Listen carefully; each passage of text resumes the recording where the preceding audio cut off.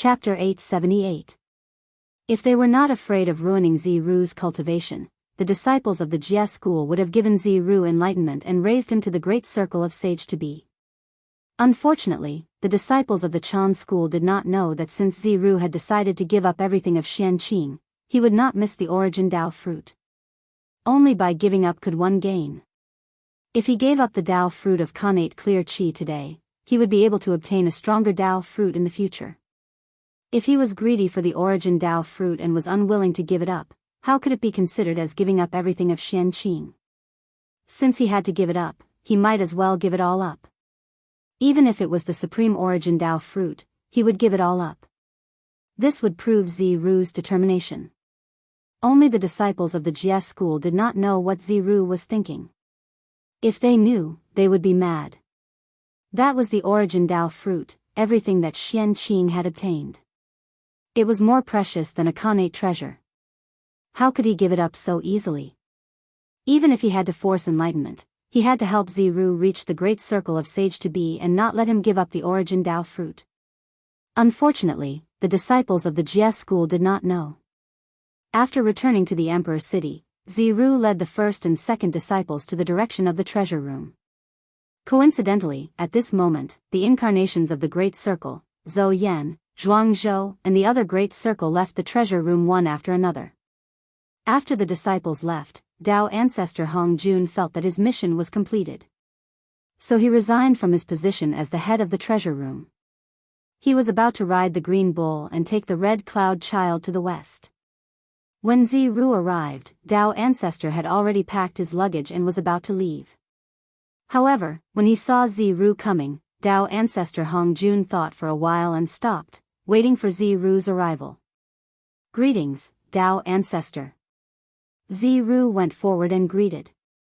Since he had given up everything of Xianqing, Ziru would not greet Dao ancestor as a grand disciple. Instead, he would greet him as a junior. Dao ancestor Hong Jun did not care about this. He just frowned and looked at Ziru for a long time without saying anything.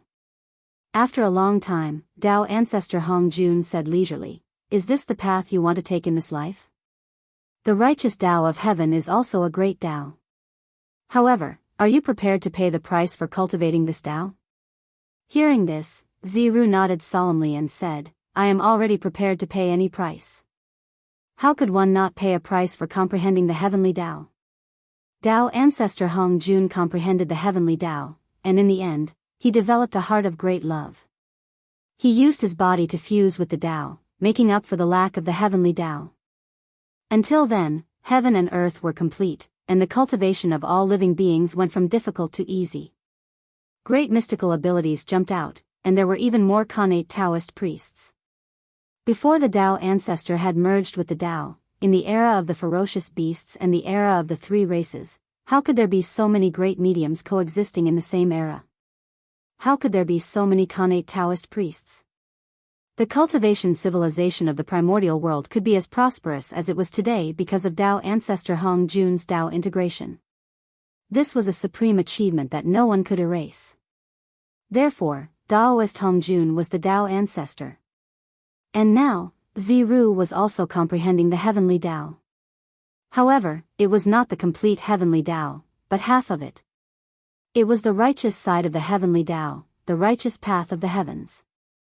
After Dao ancestor Hong Jun comprehended the heavenly Dao, he chose to fuse with the Dao. Although Ziru had only comprehended half of the heavenly Dao, it was still the heavenly Dao. When he comprehended it to the end, he would pay an unimaginable price and would not be able to escape the fate of fusing with the world. That was the price he had to pay to comprehend the heavenly Dao. The deeper one's understanding of the heavenly Dao, the more difficult it was to escape the call of the heavenly Dao. In the end, they had to become a part of him. That was the reason why very few people in the world cultivated the heavenly Dao. In the primordial world, although there were tens of thousands of connate Dao, the strongest was undoubtedly the heavenly Dao. If there were no such worries, there would definitely be many great mystical abilities in the primordial world who comprehended the heavenly Dao. There would not be only the Dao ancestor. Now, there was an additional confusion. However, although the call of the heavenly Dao was strong, it was not without a solution. Just like Tao ancestor Hong Jun, although he could not be free after fusing with the heavenly Tao, he could occasionally break free and enter the world to roam. In Tao ancestor Hong Jun's opinion, Ziru should have the same idea as him. After fusing with the world, he used special methods to protect his consciousness. He could still use various methods to interfere with the operation of the world. Unfortunately, Tao ancestor Hong Jun did not know that Ziru was bent on seeking death and did not prepare any backup plans. He planned to use the heavenly Tao to cut off all the karma on his body and completely erase the connection between him and his main body. If there was no more Xian Qing in the world, no one would know that Xian Qing and Feng Zichen were once the same person. Looking at Ziru, Tao ancestor Hong Jun could feel his determination. Therefore, he did not persuade him to turn back. He only said, "Are you here to ask the poor Wei about the mysteries of the heavenly Tao?" Ziru nodded and replied, "Yes, please guide me, sir." Without answering Ziru's question first, Tao ancestor Hong Jun led the green ox and walked towards the west. He gestured for Ziru to follow. Follow the poor Wei on the last leg of the journey. When Ziru heard that, he hurriedly followed. On the way, Tao ancestor Hong Jun explained his understanding of the heavenly Tao to Ziru as he rushed. The Tao of heaven is beneficial but not harmful. The Tao of man is to fight for it. The Tao of heaven is like a bow. The higher ones suppress it, the lower ones raise it, the surplus ones damage it, and the insufficient ones. The Tao of heaven destroys the surplus and makes up for the deficiency. The human Tao is different. It destroys the deficiency and provides the surplus. Who can have the surplus to serve the world? There is only the Tao. The two of them walked for a few days. Tao ancestor Hong Jun suddenly paused and remained silent. After a while, he said, "The poor Wei has already told you her understanding of the heavenly Tao. The rest will depend on you to comprehend it yourself." When Ziru heard that, he hurriedly thanked Tao ancestor Hong Jun. "Thank you for your guidance, sir." Tao ancestor Hong Jun's expression was indifferent as he gestured for Ziru to leave. However, Ziru refused and insisted on sending the Tao ancestor a distance away. The Tao ancestor did not insist and allowed Ziru to send him off. After another day, the Tao ancestor suddenly said to Ziru, "You and I are about to part. Before we part, the poor Wei has something to say. I heard that the rich give people money, and the benevolent give people words. I am neither rich nor noble. I have no money to give you, but I am willing to give you a few words. In today's world, the reason why those who are intelligent and insightful meet with misfortune and almost die is that they enjoy ridiculing others. The reason why those who are eloquent and understanding bring disaster to themselves is that they enjoy spreading the evil of others. As a son, do not think highly of yourself. As a minister, do not think highly of yourself. I hope you remember." The Tao ancestor had traveled the human world for 100 years and sat in the treasure room for 100 years. He was not playing. These insights were all summarized by him in the human world. Tao ancestor Hong Jun was a person who was very particular about karma. These insights were obtained in the human world. Then, he would leave them in the human world and not bury them in his heart and return to the heavenly Tao with him. Ziru nodded and said, "I will definitely remember it in my heart." The two of them continued to move forward and walked to the shore of the Yellow River. They saw the river water surging and the turbid waves rolling. Its momentum was like 10,000 horses galloping. Its sound was like the roar of a tiger and thunder. Ziru stood on the shore and sighed, "The dead are like old men, unwilling to part with day and night." The water of the Yellow River surges endlessly, and people's time passes endlessly. I do not know where the river water goes, and where does life return. Hearing Ziru's words, the Tao ancestor said, "Life is between heaven and earth, and one with heaven and earth. Heaven and earth are natural things. Life is also a natural thing. People change when they are young, strong, and old, just like how heaven and earth have the alternation of spring, summer, autumn, and winter. What is there to be sad about? Born in nature, die in nature. Let nature take its course, and one's nature will not be chaotic. If one does not let nature take its course and is busy between benevolence and righteousness, one's nature will be restrained. Fame exists in one's heart, and anxiety arises. If one wants to keep benefits in one's heart, one's worries will increase. Ziru explained, I am worried that the great Tao is not enough, that benevolence and righteousness are not applied, that the chaos of war is endless, that the country is in chaos and cannot be governed. Therefore, I am lamenting that life is short, that I cannot contribute to the world, that I cannot contribute to the people. The Tao ancestor said, heaven and earth move on their own without anyone pushing them. The sun and moon move on their own without anyone burning them. The stars move on their own without anyone arranging them. Animals are born on their own without anyone creating them. This is nature, why bother with people? The reason why people are born, they have nothing, they are honored, they are disgraced, they all have their own principles and ways. Follow the principles of nature, follow the ways of nature, the country will be self-governing, and people will be righteous. Why bother with etiquette and music to promote benevolence and righteousness? To care about etiquette and music to promote benevolence and righteousness is against human nature. It is like a person beating a drum to seek someone to escape. The louder the drum, the further the person escapes. After pausing for a moment, Tao ancestor Hong Jun pointed at the vast yellow river and said to Ziru, why don't you learn from the great virtue of water? Ziru said, what virtue does water have? The Tao ancestor said, virtue is like water. Water benefits all living things and does not compete. It deals with people's evil. This is the virtue of being modest. Therefore, the river and the sea can be the king of 100 valleys. With its virtue, it can be the king of 100 valleys. Nothing in the world is weaker than water, and the strong cannot win. This is the virtue of gentleness. Therefore, gentleness triumphs over hardness, the weak triumphs over the strong. Because it has nothing, it can enter the void. From this, it can be seen that there is no need to speak of teaching, there is no need to do anything. When Ziru heard this, he suddenly understood and said, Mister's words have enlightened me. When everyone is on top, the water is on the bottom. When everyone is easy, the water is on the bottom. When everyone is clean, the water is on the bottom.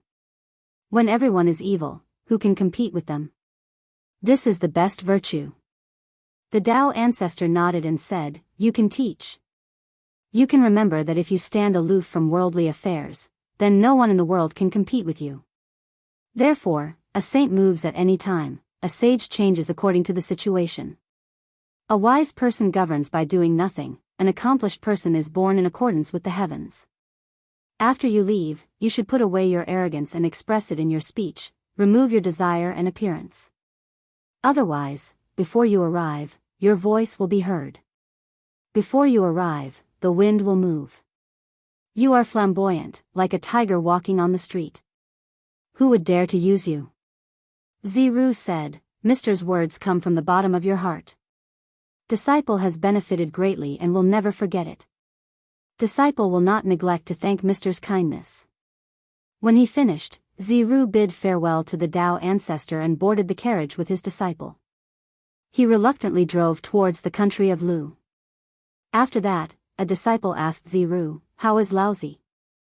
Ziru said, birds, I know they can fly. Fish, I know they can swim. Beasts, I know they can walk. Those who walk can be tied with nets, those who swim can be caught with hooks, those who fly can be caught with arrows. As for dragons, I do not know why. Dragons ride the wind and clouds to the 9 heavens. What I see is lousy, how can I surpass a dragon? My knowledge is deep and unfathomable, my ambition is high and difficult to know. Like a snake that can bend and stretch at any time, like a dragon that can change at any time. Laozi, you are my teacher. After Ziru asked the Tao ancestor, he had a feeling in his heart. He then went into seclusion for a few years and wrote the book Spring and Autumn. After the book was completed, Ziru once said, the only one who knows me is the spring and autumn. The only one who has seen me is the spring and autumn. When the Spring and Autumn was published, Confucius, outside of the Confucian lineage, led the lineage of historians. History was clear and bright, the brush was like a knife. Ziru used the spring and autumn carving knife to write history books. He established the school of historians and recorded the vast ancient history in the history books, leaving it for the future generations. It was because of the spring and autumn that the era when the countries were at war was called the spring and autumn era by the future generations. Not long after writing the spring and autumn, Ziru passed away. That's right, Ziru was dead. He was really dead. His body merged with the heaven and earth.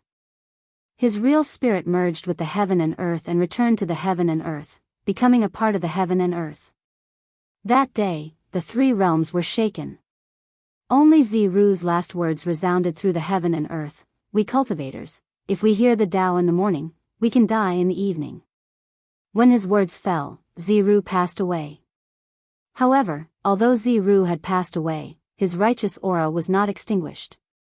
It gathered in the sky and transformed into a mighty river that spanned across the heaven and earth. It was boundless. This river was formed after Ziru's death. It gathered all the righteous aura in the heaven and earth. Therefore, this river of righteous aura was also the source of the power of the Confucian school. After Ziru's death, his spirit was immortal. It merged with the laws of heaven and earth and transformed into a supreme power of the heavenly gods. It was powerful and firm, suppressing everything. All disciples of the Confucian school, as long as they had righteous aura in their hearts, could sense the righteous aura. They could also absorb the power of the Confucian school and command the laws of heaven and earth. In other words, although Ziru had died, his death had completed the Confucian school. After Ziru's death, the Confucian school became the Confucian school. It was no longer a school of thought. Instead, it was a true supreme great Tao that possessed unimaginable power. However, the higher the cultivation level of the Confucian school, the more powerful they would be. Once the righteous aura was released, they would be almost invincible among those of the same cultivation level. The Confucian school's mystical power was the law of heaven and earth. It could be said that there was no way to counter it. Even the cultivators of the divine demon lineage, who were known to be the strongest in terms of combat power, would not dare to say that they could defeat the disciples of the Confucian school in a direct battle. Moreover, the cultivation of the Confucian school was extremely fast. There was no need to refine connate chi into one's body. One only needed to understand the principles and set one's mind to increase their cultivation level and obtain great power. The prodigies of the Confucian school could reach the great Confucian school at the age of 60. Their strength was comparable to the Daluo Taoist priests. 60 years was only 60 years. It was inconceivable that they could contend against the Daluo Taoist priests in just 60 years. However, it really happened in the Confucian school. This was because the power of the Confucian school came from Ziru. Although Ziru had died, his power had not been extinguished. He had merged with the righteous Tao of heaven and earth and turned into a vast river. His power was comparable to that of a sage. The Confucian school was born from Ziru's power. The higher one's cultivation level, the more power they could borrow from Ziru. In front of Ziru's power that was comparable to that of a sage, even the great mystical powers were no match for him, let alone the connate Taoist priests. However, although the Confucian school was good, it did not come without a price. Chapter 879. That was, the disciples of the Confucian way would not be able to live forever. No matter how talented you are, how beautiful you are, and how strong you are, you still can't escape death. The entire life of the Confucian Tao was but a single autumn of the immortal spirit. Once his lifespan ran out, even the connate spirit fruit or the 9 transformations golden pill wouldn't be able to save him. This was the biggest drawback of cultivating the Confucian way, not being able to live forever. However, there was always a way out. Everything had a slim chance of survival. Although Confucian cultivators couldn't live forever, they could become gods after death and switch to the burning incense divine Tao. In the future, they might be able to prove the great Tao again. The 10 grades of Confucianism, from the lowest to the highest, corresponded to the 9 realms of cultivation, namely the acquired realm, the connate realm, the earth immortal, the celestial immortal, the Xian immortal, the golden immortal, the Taoist lord of Tai, the Daluo Taoist priests, the sage-to-be, and the primeval Daluo Jingxian. Among them, the 8th-rank Confucian scholars were known as Great Confucians, and their strength was comparable to the Daluo Taoist priests. The rank 9 Confucian scholar was a half-saint, and his strength was comparable to a half-saint. The 10th rank was a saint, which was also the realm that Ziru had reached after his fall. It contained the righteous path of heaven and earth, and its strength was enough to stand shoulder to shoulder with a true saint. Ziru's body merged with the heavens and the earth. The heavenly Tao was shaken, and the sound of the Tao reverberated throughout the world for 3 years. At the same time, on the day of Ziru's death, the strength of the disciples of the Confucian Tao rose explosively. 72 great Confucians were born in one day, and their might shook the world. Ziru's spring and autumn had received the support of the power of time, and as a result, it had undergone an indescribable change. It now had the power to predict the future. On the other hand, Ziru's carving knife underwent an indescribable change as well. It was also infused with the power of time, turning into a supreme saint artifact. It was called the spring and autumn brush by the disciples of the Confucian way. Once the spring and autumn brush was used, it could determine a person's life and death. It could also turn the void into reality. It was incomparably mysterious. When he wrote the word fire, the heavenly fire would descend into the world, and when he wrote the word lightning, it would turn into the innate divine lightning. When he drew an animal, the animal immediately came to life. The spring and autumn brush could be considered a supreme creation treasure. However, this was not the most powerful aspect of the spring and autumn brush. Since it was named after the spring and autumn brush, it naturally had something to do with time. A single stroke of the spring and autumn brush could strip away millions and millions of years, turning something rotten into something magical. And when the spring and autumn brush and spring and autumn were combined, they could even interfere with the future. By writing something that had never happened in the spring and autumn annals with a brush, it would become a reality not long after. It would become something that was destined to happen. When the two treasures were combined, it would be a Confucian Tao sacred artifact. Its power would not be inferior to a connate cardinal treasure. However, this treasure could not be used frequently because what it consumed was not magic power, but the fate of the scholarly faction. Body is one with heaven and earth, true spirit returning to heaven and earth? How could it be? How could Xianqing?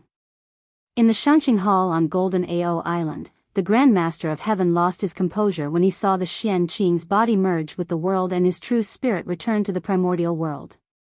Xianqing was his pride, the most outstanding disciple of the Xian sect. How could he fall so easily? Although Xianqing was one with the heavens and earth, he did not really die. But in the eyes of the sect leader of Tongtian and the other great mediums, Xianqing was dead, completely dead. The innate true spirit had returned to heaven and earth, so how could it not be considered as falling?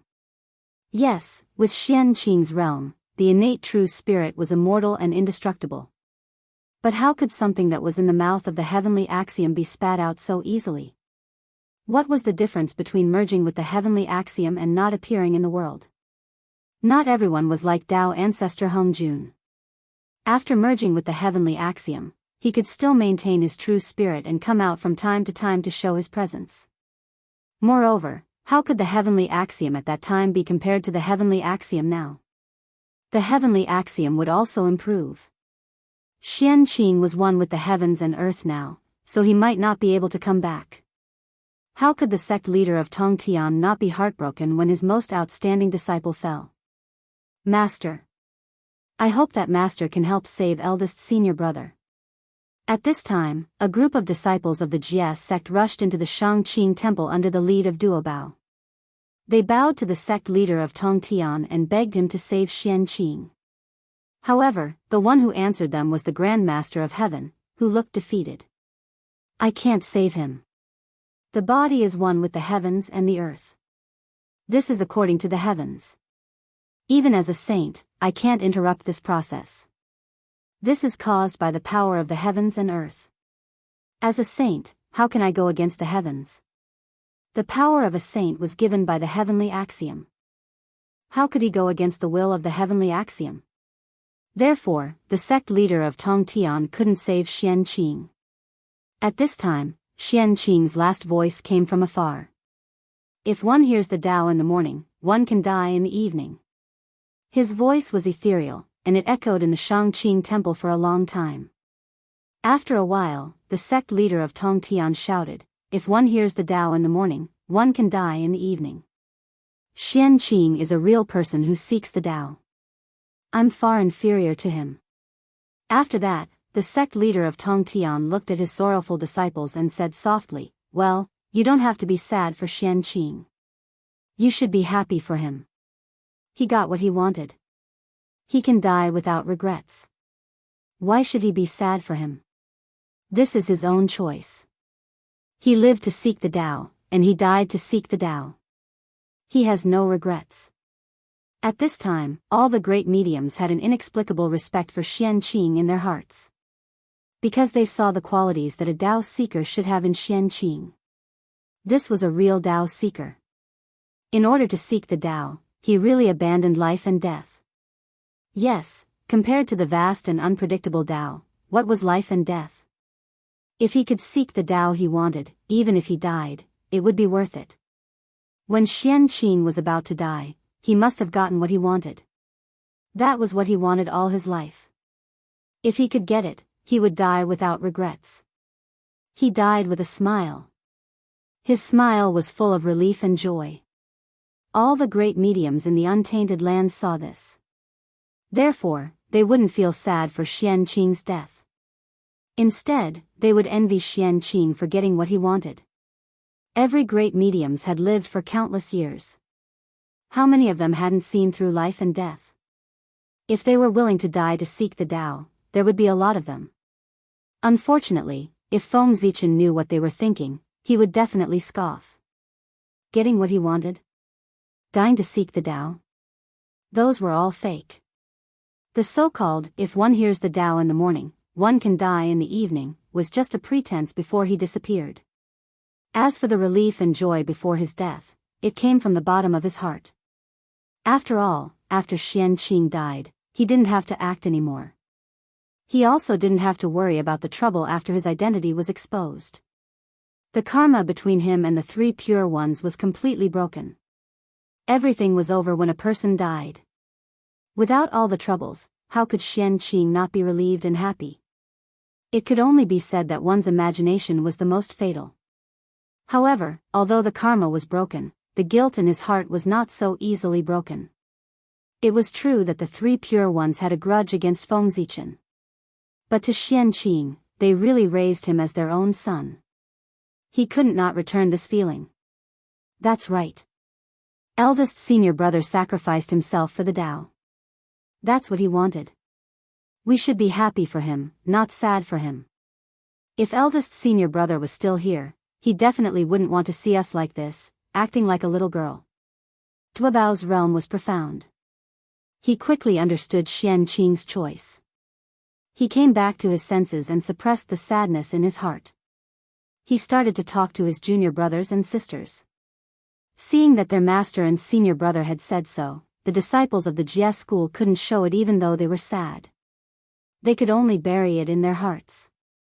However, it was impossible for them to reveal a smile. They could only remain expressionless and calm. It was also at this moment that a bright green light suddenly burst out from Penglai Island in the East Sea. Immediately, 3 12th-grade green lotuses of creation appeared from the depths of the island. They broke through the void and flew towards Golden Turtle Island. What?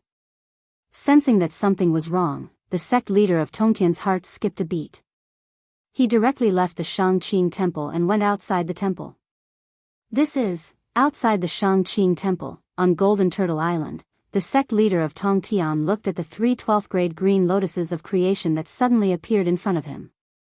There was shock, joy, and relief in his eyes.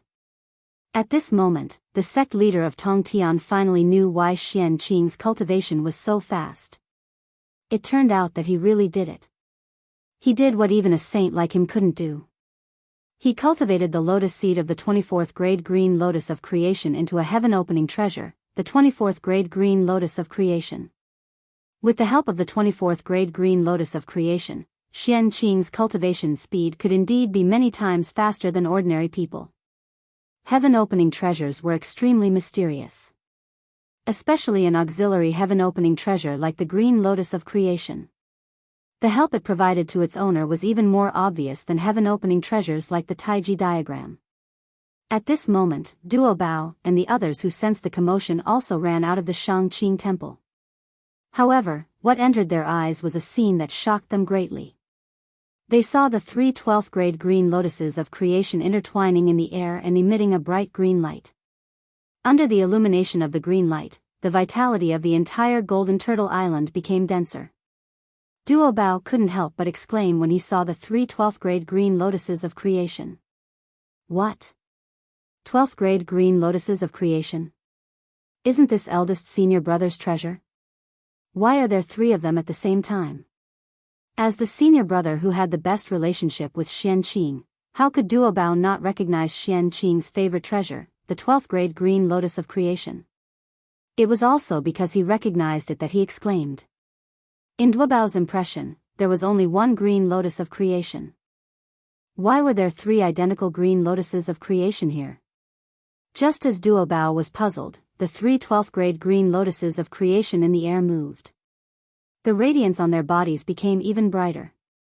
Then, under everyone's surprised gaze, the 3 green lotuses of creation began to merge slowly and were about to become one. At this moment, Xianqing's voice suddenly came from the green lotus. Master, I had a premonition that after reincarnating and cultivating again, I'm afraid I won't be able to come back. Therefore, before I reincarnated, I deliberately left this treasure behind. If something really happens to me, I'll leave this treasure to you. Master, you treat me like your own son. I should serve you under your command to repay your kindness. However, in order to seek the Tao, I can only be an unfilial disciple. Fortunately, when I was still alive, I finally managed to cultivate this supreme treasure of creation. In this way, even if I go, I can leave this treasure with you. It can also be considered as making up for the guilt in my heart. Although you didn't say it, I know in my heart that you've always wanted to find a true Khanate cardinal treasure to suppress the Jia school's providence because the 4 immortal vanquishing swords can't suppress the Jia school's providence. Although I'm not a member of the Jia school, I'm your disciple. Therefore, I didn't want to see you work so hard, so I found a Khanate cardinal treasure for you. When these 3 12th grade green lotuses of creation fuse, they can become a heaven-opening cardinal treasure, the 24th grade green lotus of creation. I think you should know more about the use of this treasure than I do. I won't say more here. With this 24th grade green lotus of creation, it's more than enough to suppress the Jia school's providence. Moreover, this treasure is also a heaven-opening cardinal treasure. It can also symbolize Panga's identity. With it, you should be able to untie the knot in your heart. The birth of this treasure can also let everyone know that the Shangqing Dao lineage's providence is also suppressed by a heaven-opening cardinal treasure. It's not inferior to the Grand Clear Dao lineage and the Jade Clear Dao lineage. Moreover, with one more heaven-opening cardinal treasure, you can also suppress the 2 uncle masters. You'll also feel much better. By the way, I hope you can apologize to my junior brothers and sisters on my behalf. Originally, I still had many Khanate numinous treasures with me and wanted to leave them. Unfortunately, in order to nurture this 24th grade green lotus of creation, I used all my treasures. However, it's still not enough. Because of this, I still owe Feng Zichen a huge debt. However, now that I'm no longer around, his huge debt is considered to have gone down the drain. Speaking of this, Xianqing laughed. To be able to cheat Feng Zichen before I die, one of my biggest regrets in life has been resolved. After saying this, the power that Xianqing left in the green lotus of creation began to dissipate slowly. Master, junior brothers and sisters, if I'm gone, there's no need to be sad for me. This is my choice. I have no regrets about what I want. Lastly, help me take care of the 3 immortal island. Unfilial disciple Xianqing will remain. Master, please don't miss me. I'll be with you. At this point, the last remnants of Xianqing's power completely dissipated. At the same time, the 3 12th grade green lotuses of creation had also finished fusing. A stronger and bigger 24th grade green lotus of creation gradually appeared in front of sect leader Tong Tian and the disciples of the Jie sect.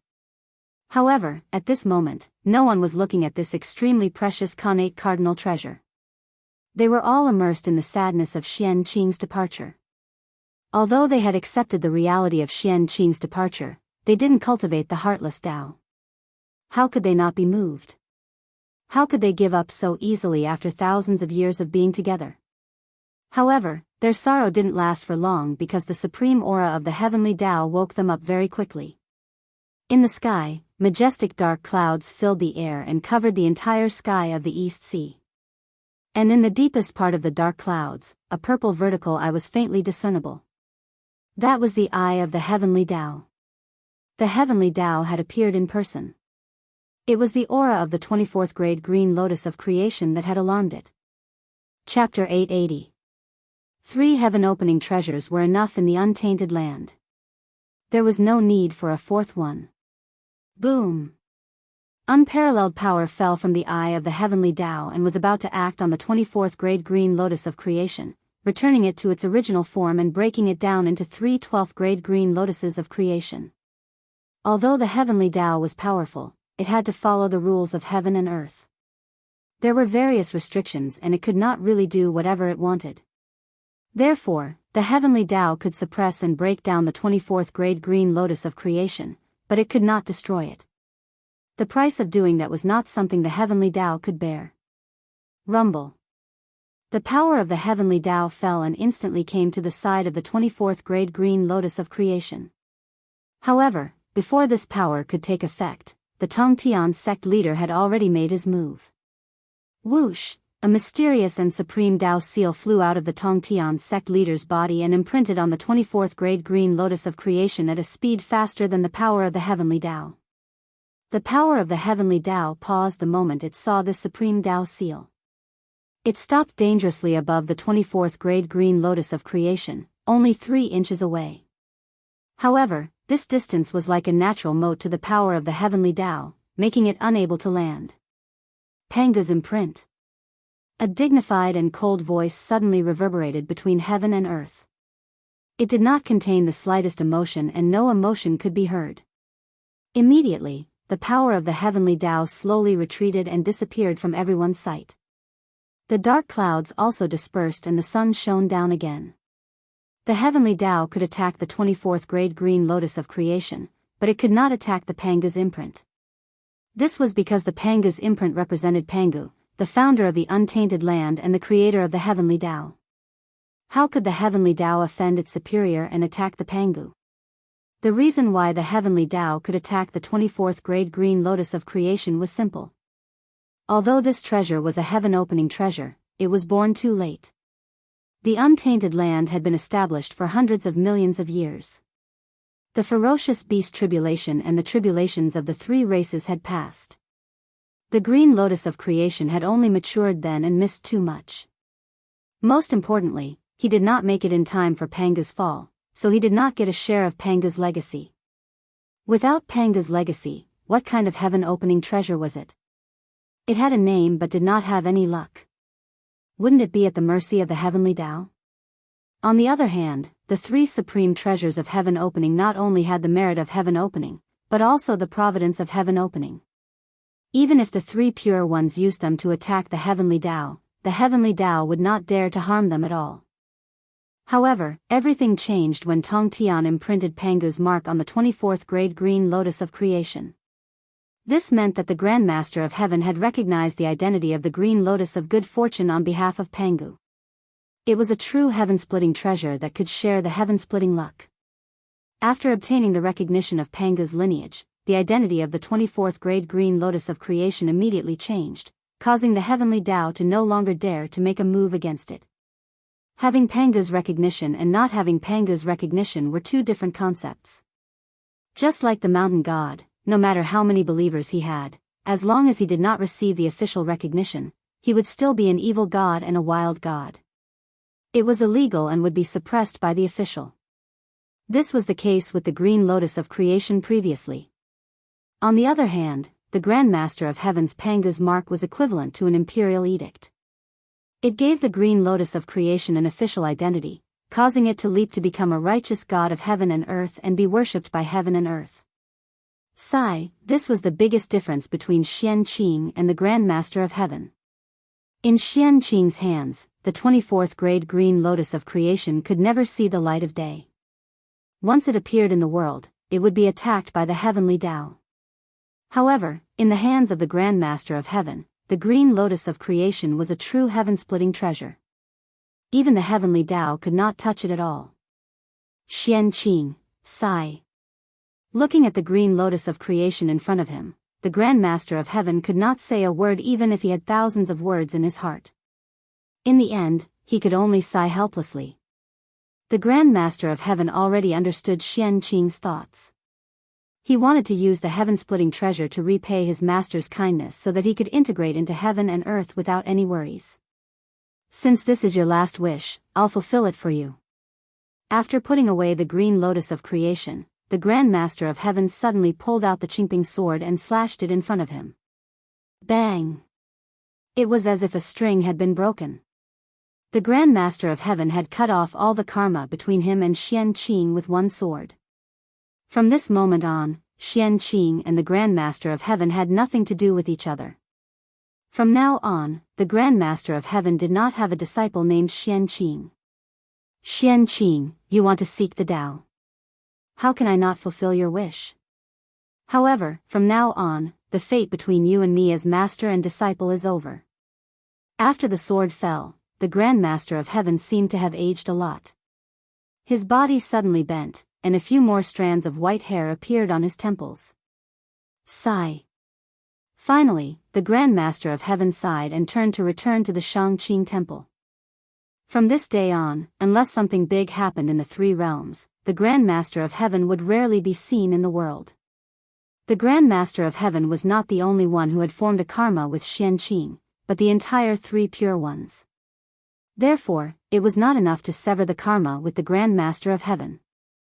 Xianqing still had to sever the karma with the Grand Pure One and the Heavenly Lord of Primordial Beginning. 2 wisps of clear light rose from Penglai Island and landed in the 8 Visions Palace of Mount Shouyang. The first wisp of clear light was formed by the karmic position of Pil ancestor Xianqing. In the past, Xianqing had opened the Qi Pil lineage and used it to prove the karmic position of Pil ancestor. The other wisp of clear light was formed by Xianqing's talisman ancestor karmic position. After opening the Qi Pil lineage, Xianqing established the talisman Dao in the untainted land and became the ancestor of the talisman Dao. Now that Xianqing had died, he gave the karmic positions of Pil ancestor and talisman ancestor to the Grand Pure One to sever the karma between them. Uncle Master, please grant my wish. Xianqing's pleading voice came from the karmic position of heaven and earth. Sigh, why bother? The Grand Pure One shook his head and sighed. He had no choice but to accept the 2 karmic positions of heaven and earth. Immediately, the Taiji diagram shook slightly and a wisp of yin and yang sword light fell, severing the karma between the Grand Pure One and Xianqing. Xianqing, you may leave. After saying that, the Grand Pure One closed the door of the 8 Visions Palace and returned to silence. However, who could understand the thousands of thoughts in his heart? Another 2 wisps of clear light rose from Penglai Island and landed in the Jade Palace of Mount Kunlun. This was Xianqing's refining experience and the karmic position of prehistoric land. Needless to say, Xianqing's refining experience was even better than the refining method of the Jade Clear lineage. The number 1 forger in the prehistoric land was not an exaggeration. Xianqing could even imitate innate spiritual treasures. His refining experience was definitely not inferior to the top-notch innate Taoist scripture in the prehistoric land. It might even be better. As for the karmic position of prehistoric land, Xianqing had once used the creation pill as a currency to set up a currency system for the prehistoric land. It had been used until now. Therefore, Xianqing also obtained the karmic position of prehistoric land. Although it did not sound good, it was still a top-notch karmic position of heaven and earth. Not to mention other things, after obtaining the karmic position of prehistoric land, Xianqing no longer lacked money to spend. Now that Xianqing had died, he took out these 2 items and gave them to the Heavenly Lord of Primordial, beginning to sever the karma between the 2 of them. Sigh. If one hears the Tao in the morning, one can die in the evening. Xianqing's heart to pursue the Tao is very firm. I can't compare to him. Since you have such a heart to pursue the Tao, how can I not fulfill your wish? As he spoke, the Heavenly Lord of Primordial beginning waved his hand and kept the 2 wisps of clear light. Then, he raised the Panga banner and released a streak of chaotic sword chi to sever the karma between him and Xianqing. Sigh. At this point, Xianqing and the 3 pure ones, and the celestial sect of wonders, have nothing to do with each other. Seeing that the Heavenly Lord of Primordial beginning had also chosen to sever the karma between him and Xianqing, the Taiqing saint sighed helplessly and finally made a decision. From this moment on, Xianqing was no longer a disciple of the 3 pure ones and was no longer a member of the Xianmen. Xianqing did not take away any of the supernatural powers passed down by the 3 pure ones. Xianqing did not take away any of the treasures passed down by the 3 pure ones. From now on, Xianqing was Zero, the founder of Confucianism. He had nothing to do with the 3 pure ones. Speaking of which, although Xianqing was the first disciple of the 3rd generation of the Xianmen, he did not owe the Xianmen anything. On the contrary, the Xianmen owed him. Therefore, Xianqing only needed to return the karma between him and the 3 pure ones to sever everything between him and the Xianmen. There was no need for him to return anything to the Xianmen. However, it was not important now. It was all in the past. There was no need to care about it. All the karma had disappeared today. Zero was finally free and had completely merged with heaven and earth. There was no longer a trace of his aura in the world, but he was everywhere. At the same time, Zero's realm had also risen from the level of a mortal to the level of a saint. That's right, he was a saint. A saint without the purple aura of Hongmeng. At this time, Zero's strength was also top-notch among the saints. Even the strongest saint, the Taiqing saint, was no match for Zero. It was a pity that although Zero was strong, he did not have any intelligence. In short, Zero's current state was the incarnation of the heavenly axiom. It was an incarnation led by the will of the heavenly axiom. Therefore, Zero was very strong. He could be said to be invincible among the saints. The saints could only borrow the power of the heavenly axiom, but Zero was the heavenly axiom itself. What could the saints use to fight him? There were 2 sides to the heavenly axiom. One was righteous and the other was evil. Zero's body merged with heaven and earth. He used the righteous aura that he cultivated to forcefully materialize the righteous side of the heavenly axiom. That was the current Confucianism, which was Zero himself. The one who controlled Zero's power now was the righteous side of the heavenly axiom. We could call him the Confucianism. Just as Xianqing severed the karma between himself and the 3 pure ones, Feng Zichen could not help but feel a sense of relief in his heart. This problem was finally solved. He did not have to worry about it in the future. He did not owe the 3 pure ones anything. This relief was great. Feng Zichen's realm, which had not moved for a long time, suddenly rose at this moment. It was not the incarnation's realm that rose again, but the realm of his original body. It rose from the 9th heaven of Hunyuan essence to the perfected 9th heaven and began to move towards the 10th heaven of Hunyuan essence. The sudden change directly woke up Feng Zichen's original body from a deep sleep. Previously, in order to send out a wisp of innate true spirit to reincarnate, Feng Zichen exhausted the last of his strength and fell into a deep sleep.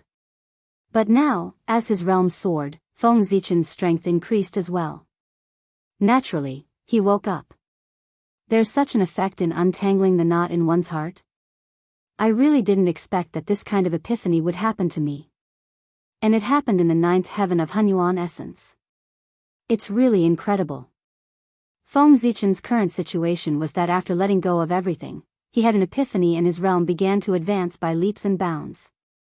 This situation was very common in low-level realms such as Earth Immortals and Sky Immortals.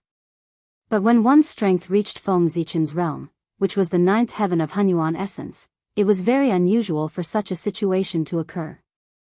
What kind of epiphany could support Feng Zichen's advancement? It was incredible. But immediately, Feng Zichen found the reason.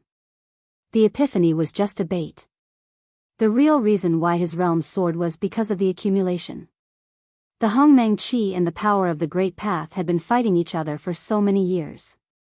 It was unknown how much Feng Zichen had comprehended the Great Path. Now that it was triggered by the epiphany, it all gushed out. Naturally, it caused Feng Zichen's realm to soar.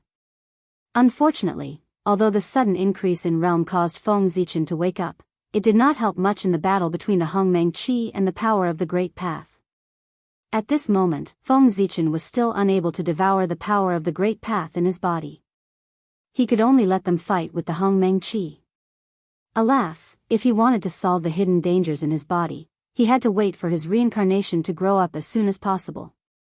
When his Hongmeng Dao reached the Hunyuan Essence realm, he could join forces with his original body and help the Hongmeng Qi to devour the power of the Great Path. At that time, not only would Feng Zichen be able to break through to the Wuji Daluo Jingxian realm, but even the Hongmeng Daozhong could be upgraded to the chaotic spiritual treasure realm. After his cultivation reached the Wuji Daluo Jingxian realm, Feng Zichen had the capital to fight against Dao ancestor Hongjun. He did not need to continue to endure. He could directly merge with his doppelgangers and obtain the real celestial emperor Dao fruit. Then, he could share the untainted land equally with Dao ancestor Hongjun. He refined the mysterious yellow and controlled the untainted land. This was the future of the untainted land. However, before he became the real celestial emperor, he had to think of a way to send Haotian away. Over the years, Feng Zichen and Haotian had cooperated well, and their relationship had become much closer. It would be inappropriate and unsightly to directly drive him down from the position of the Jade Emperor. Therefore, he had to let Haotian take the initiative to abdicate. It was difficult to let Haotian take the initiative to abdicate. As long as he became the Hunyuan Daluo Jingxian realm, Haotian would take the initiative to abdicate without Feng Zichen saying anything. Alas, it had become a trend in the untainted land to attain the Dao. Every few years, someone would attain the Dao. He did not know if Haotian could catch up with this trend and attain the Dao in one fell swoop. If he attained the Dao now, it would save him a lot of trouble. If he could not, it would be troublesome to help him attain the Dao in the future. However, it was not without benefits for Feng Zichen to wake up now. At the very least, he could provide some help for the reincarnation. Not to mention other things, the vast and boundless Hongmeng Qi and the power of the great Dao in his body were of a higher level than Panga's power. They could be provided to the reincarnation at will to help him devour and strengthen the Hongmeng Qi in his body. At the moment when Xian Qing's body merged with heaven and earth, Goddess Huda moved in the netherworld. Chapter 881. Ever since she resurrected Ancestor Jiang, the Lady of Earth had disappeared. No one knew what she was planning. But now, with the fall of Xian Qing, the Lady of Earth was also alarmed. She did not want to see Xian Qing fall just like that. She wanted to save him. Back then, when the Lady of Earth turned into reincarnation, Xian Qing had once contributed. The Lady of Earth had always remembered it in her heart. With this karma, she really could not sit back and watch Xian Qing fall just like that. As soon as the Lady of Earth appeared, she was noticed by the Emperor of Fengdu. Then, his happy face darkened. That was because he guessed the Lady of Earth's purpose. Did the Lady of Earth suddenly appear at this moment other than saving Xian Qing? Good heavens, is this a backstab from an ally? It's really uncomfortable. No, I have to stop the Lady of Earth. I can't let her think of a way to save Xian Qing. In fact, Feng Zichen did not know if the Lady of Earth had a way to save Xian Qing. However, she had the only chaos treasure in the primordial world. Who knew what she was hiding? What if she really pulled back a wisp of Xian Qing's consciousness? He had to be careful about that. Xian Qing had spent so much effort to completely fall. He could not let the Lady of Earth destroy it. Lady of Earth, don't even think about stabbing me in the back. Feng Zichen shouted crazily in his heart. However, how could he stop the Lady of Earth? That was a problem. He definitely could not explain the reason to her directly. I have an idea. The Emperor of Fengdu thought of a way. He decided to strike first. He wanted to think of a way to save Xianqing before the Lady of Earth attacked. Didn't the Lady of Earth want to save Xianqing? As her good friend, how could the Emperor of Fengdu not help her? As long as the Emperor of Fengdu saved Xianqing, the Lady of Earth would naturally give up the idea of attacking. It did not matter if she continued to attack. With the Emperor of Fengdu's help, it was better than the Lady of Earth attacking alone. This way, he could secretly do something and save the Xianqing in his heart. Go. With a thought, the Emperor of Fengdu secretly made a move and activated the 10 directions Pure Land that Xianqing had once established in the Netherworld. In the blink of an eye, the Netherworld glowed with azure light. A boundless Pure Land emerged and illuminated the void in all directions. At the same time, a figure that looked very similar to Xianqing gradually appeared in the depths of the 10 directions Pure Land. This was the incarnation that Xianqing left in the 10 directions Pure Land. However, with Xianqing's death, this incarnation situation was not good. His consciousness had long since disappeared, and his body had become incomparably illusory. It was as if he could disappear at any moment. However, although Xianqing's incarnation was about to disappear, it hadn't disappeared yet. And he was the last trace of Xianqing in this world. If he wanted to revive Xianqing, he had to rely on this incarnation. Goddess Hudu, who was about to use her divine ability to collect Xianqing's remnant thoughts, was first stunned when she saw the appearance of the 10 directions Pure Land. Then, she saw the incarnation that Xianqing left in the 10 directions Pure Land, and her eyes lit up. Goddess Hutu immediately stopped using her divine ability. Instead, she took out a strand of the Earth's creation origin and inserted it into Xianqing's incarnation to stabilize his illusory body. However, although Goddess Hutu could stabilize Xianqing's incarnation's body, she couldn't restore his consciousness that had long been destroyed. Just as Goddess Hutu was thinking about her next move, Human Emperor Gaochen, who was in the Emperor's city, also took action after learning about what happened from the Emperor of Fengdu. Gaochen didn't restore Xianqing's incarnation's consciousness. Instead, he wrote an imperial edict and stamped it with his imperial seal. Then, he sent it to the Lingshao Palace and the Heavenly Emperor at the fastest speed. When the Heavenly Emperor opened it, he saw the following words on the imperial edict: "Today, the old Emperor Xianqing merged his body with the heavens and earth and transformed the righteous path into the world. He has great merit for all living beings in the world." Therefore, Gaochen decided to confer Xianqing the title of the Eastern Extremities Viridescent Splendor Emperor to rule all living beings. That was the only sentence written on the imperial edict. Below it was the imperial seal of Gaochen. However, there were many empty spaces behind Gaochen's name. Obviously, it was left for others to write. This was an imperial edict conferring Xianqing the title of the Eastern Extremities Viridescent Splendor Emperor. As for why this imperial edict was sent to him, Hao Tian knew that Gaochen wanted him to stamp his imperial seal on it. The Eastern Extremities Viridescent Splendor Emperor was the ruler of all living beings. From this, it could be seen that this imperial throne's power was not inferior to the 4 imperials. With Gaochen's karmic rank, he was unable to confer such a title. He had to get the unanimous consent of Hao Tian and the other 3 imperials before this imperial edict could take effect.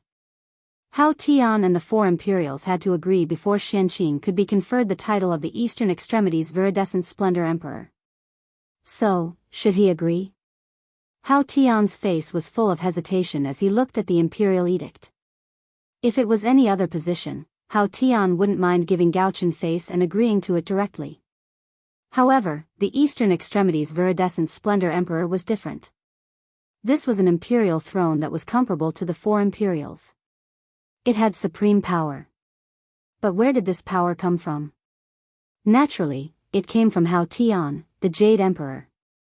Therefore, once this imperial edict came true, Hao Tian would definitely lose a part of his power, which would be added to the Eastern Extremities Viridescent Splendor Emperor.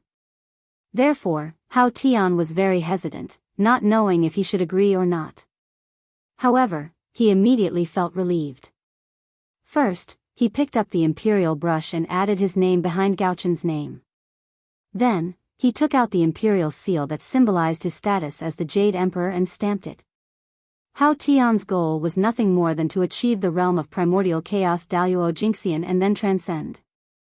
The position of Celestial Emperor was not what he wanted. Since that was the case, what was there to hesitate about? He wasn't greedy for power. If he had to give up a part of it, then so be it.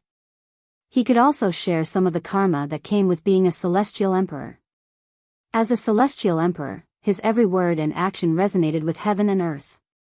He could affect the trend of heaven and earth and the fate of countless people.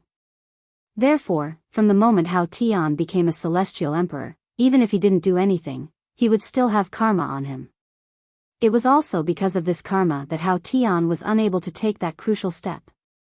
Now, if he could really give up the position of Emperor Qing Hua of the East Pole from the authority of the Celestial Emperor, then Hao Tian's karma would definitely be given a part of it. In this way, Hao Tian would undoubtedly be one step closer to attaining the Tao. This was a good thing. Compared to attaining the Tao, it was best to give up all the authority of the Celestial Emperor. After Hao Tian stamped the imperial seal, he thought for a moment and sent the imperial seal to the periphery of the boundless starry sky. Under the Celestial Emperor, Great Emperor Ziwei was the most respected. Therefore, after Hao Tian, it was Great Emperor Ziwei's turn to stamp the imperial seal. However, with Great Emperor Ziwei's current state, could he stay awake and stamp the imperial seal? The imperial seal flew across the sky. In an instant, it crossed the endless void and arrived outside the boundless starry sky. Why didn't Hao Tian send it to Ziwei Star in one go? It wasn't that Hao Tian didn't want to, but he couldn't. Hundreds of thousands of years ago, Great Emperor Ziwei was inexplicably injured, and the boundless starry sky was sealed. Not to mention Hao Tian, even the heavenly path couldn't enter the boundless starry sky. Outside the boundless starry sky, the imperial seal lay there quietly, waiting for a reply from inside. At this moment, countless great mediums were paying attention to this scene. Too many people wanted to know about Great Emperor Ziwei's current state. Fortunately, they didn't have to wait for long before there was a reaction from the boundless starry sky. An imperial seal flew over from the depths of the starry sky and stamped the imperial seal accurately. Thanks to Xian Qing's death, Feng Zichen's original body was able to awaken. Otherwise, it would be troublesome to use the imperial seal. However, if Xian Qing hadn't died, there would be no need for the imperial seal. Great Emperor Ziwei is still conscious? Seeing this scene, several saints couldn't help but narrow their eyes. Their faces were filled with shock. They seemed to have misjudged Great Emperor Ziwei's injury. It wasn't as serious as they had imagined. He had completely lost consciousness. Whoosh! After stamping the imperial seal turned around and flew to the South Pole Star. The 4 emperors of the heavenly court had always been one. They advanced and retreated together. Now that the other 3 emperors had agreed, the great emperor of the South Pole naturally had no reason to refuse. After signing his name, he picked up the imperial seal and stamped it. Then, the great emperor of the South Pole threw the imperial seal down and sent it to the Lady of Earth of the Netherworld. Seeing this imperial seal, the Lady of Earth somewhat understood Feng Zichen's plan. He used his position as the Supreme of Heaven and Earth to forcefully capture a wisp of Xian Qing's consciousness from the hands of Heaven and Earth so that he could be resurrected. Human strength couldn't resist the power of Heaven and Earth, but the power of Heaven and Earth could. Only the power of Heaven and Earth could resist the power of Heaven and Earth. Feng Zichen's method could be summarized in one sentence. It was to use the power of Heaven and Earth to deal with the power of Heaven and Earth. It was a very simple method, but it was also the most effective method. This method works. After deducing in her heart, even the Lady of Earth had to admit that Feng Zichen's method was indeed much better than the method she had thought of. Thinking of this, the Lady of Earth no longer hesitated. She took out her imperial seal and stamped it on the imperial seal. Suddenly, the imperial seal turned into a stream of light and rose from the netherworld, floating in the sky. Dazzling divine light burst out from the imperial seal. Even the radiance of the sun and moon was covered by it. It illuminated the entire three realms and even the spacetime of the heavens. Rumble, in the next moment, the Tao of heaven and earth fell with a loud bang and merged with the imperial seal, constantly evolving. Not long after, the imperial seal disappeared and was replaced by a green karmic position. Its body flowed with boundless light and boundless technique.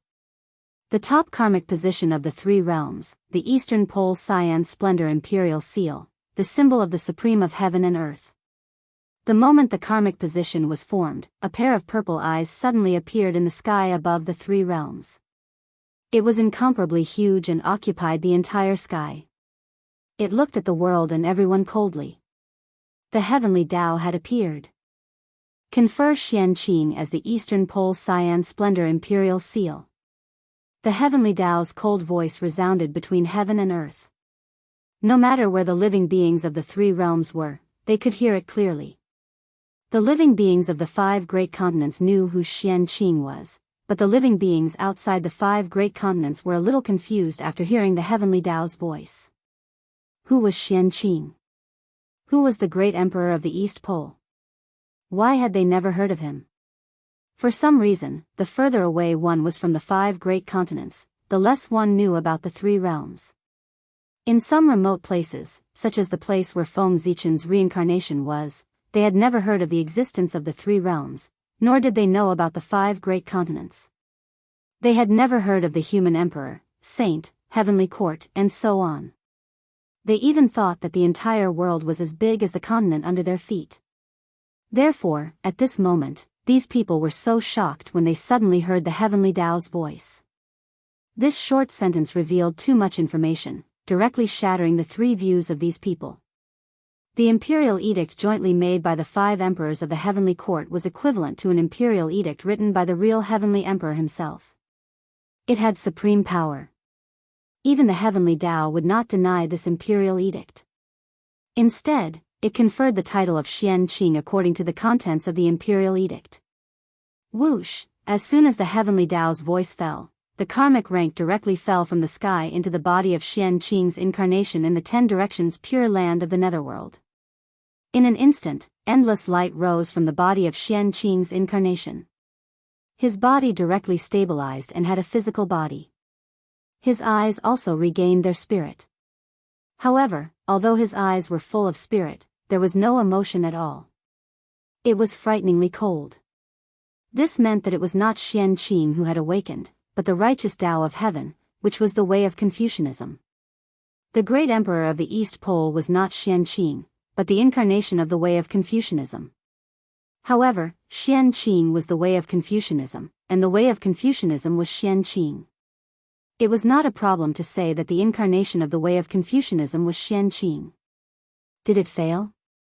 Looking at the emotionless incarnation of Xianqing, several people related to Xianqing who had been paying attention to the development of this matter could not help but show disappointment in their eyes. But immediately, they became excited. With this incarnation, it was not a failure. With this incarnation as a coordinate, they could call Xianqing day and night. Sooner or later, they would be able to forcibly call back a wisp of Xianqing's consciousness from heaven and earth.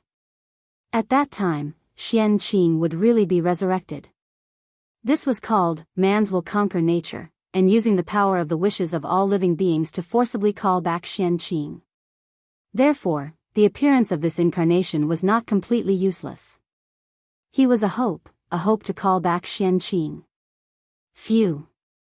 In the Emperor's city, looking at the incarnation of the way of Confucianism, Feng Zichen could not help but let out a long sigh of relief.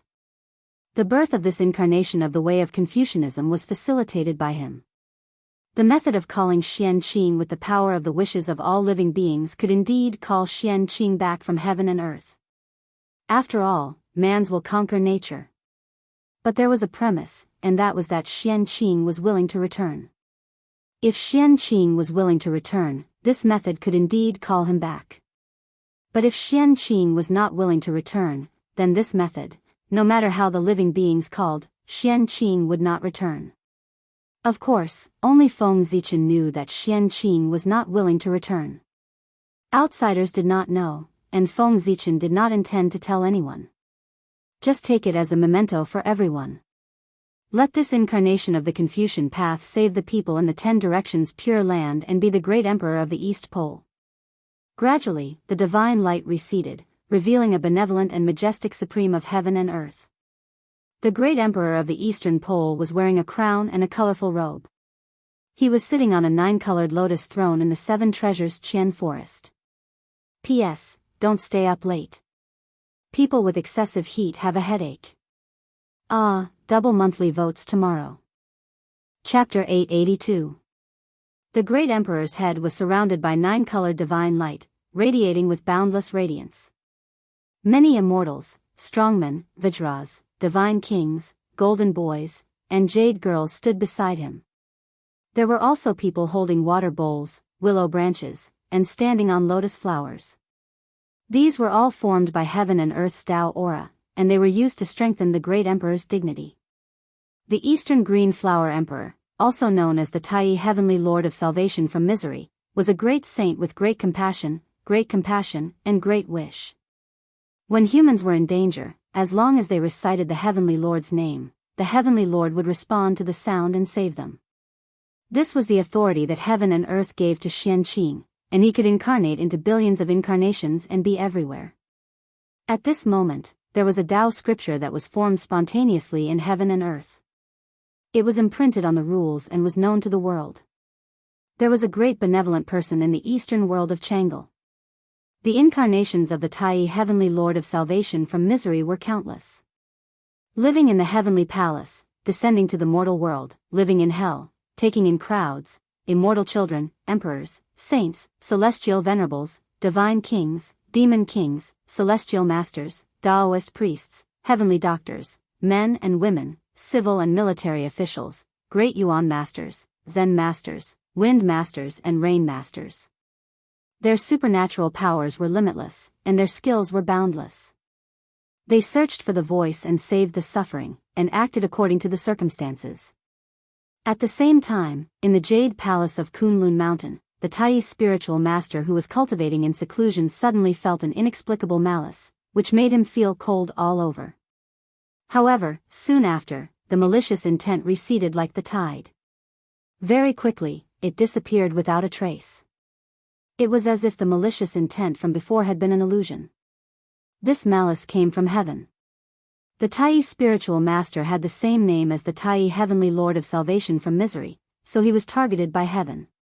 But considering the relationship between Qianqing and the Heavenly Lord of the beginning, heaven didn't attack him. Instead, it retreated after taking back the fate. Because of this, the Tai spiritual master felt that the malice came and went quickly. It was very inexplicable. He had escaped a calamity. Buzz buzz buzz. Qianqing's origin Tao fruit, which he'd sacrificed everything to refine, suddenly appeared in the air and disappeared into the emperor's head. An aura unique to Daluo Jingxian erupted from the viridescent splendor emperor of the eastern extremity and swept through the entire 3 realms in the blink of an eye. Under this aura, all living beings in the world felt a supreme majesty, and they couldn't help but prostrate themselves in worship. This was karma. After receiving the worship of all living beings in the world, the Eastern Extremity Azure Splendor Emperor would have the responsibility of protecting all living beings in the world in the future. Otherwise, why would the Eastern Extremity's viridescent splendor protect the world for no reason? The living beings of the 5 great continents were already very familiar with primordial chaos Daluo Jingxian's aura, so they naturally bowed down to him. However, the living beings outside the 5 continents, especially those regions that were relatively far away from the 5 continents, were already dumbfounded. They had no idea what was happening at all. They only felt a supreme majesty sweep over them, pressing them to the ground and making them unable to stand up. That power was too strong, far beyond their understanding. Under such power, they couldn't even think of resisting, let alone fight back. They were suppressed without any resistance. Oh my God, what kind of power is this? Has heaven descended into the world? I feel that this power is as vast as heaven and earth. It's so high and mighty that it's impossible to resist. Where exactly is such an expert? Why haven't I found any traces of him? Why haven't I heard of his legend? The powerful beings in the remote regions roared indignantly. Not long after, Xianqing's aura gradually retracted, and the pressure on the living beings of the three realms dissipated. They stood up again.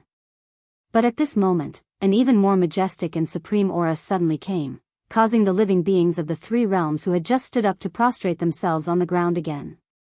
This aura didn't come from Xianqing, but from the heavenly Tao. Unlike the other great mediums who had achieved the primordial chaos, Daluo Jingxian, Xianqing was the supreme of heaven and earth, the Eastern Pole Viridescent Splendor Emperor. Therefore, after he achieved the Tao, heaven and earth would definitely send him blessings to show his nobility. In the unseen world, there was a faintly discernible sound of Tao. It descended from the 9 heavens and continued to reverberate between heaven and earth. Viridescent Eternal Joy Realm, Eastern Pole Miaoyan Palace. 7 treasures fragrant Qian Forest, 9-colored lotus seat. Inside the myriad true ring, amidst billions of auspicious light.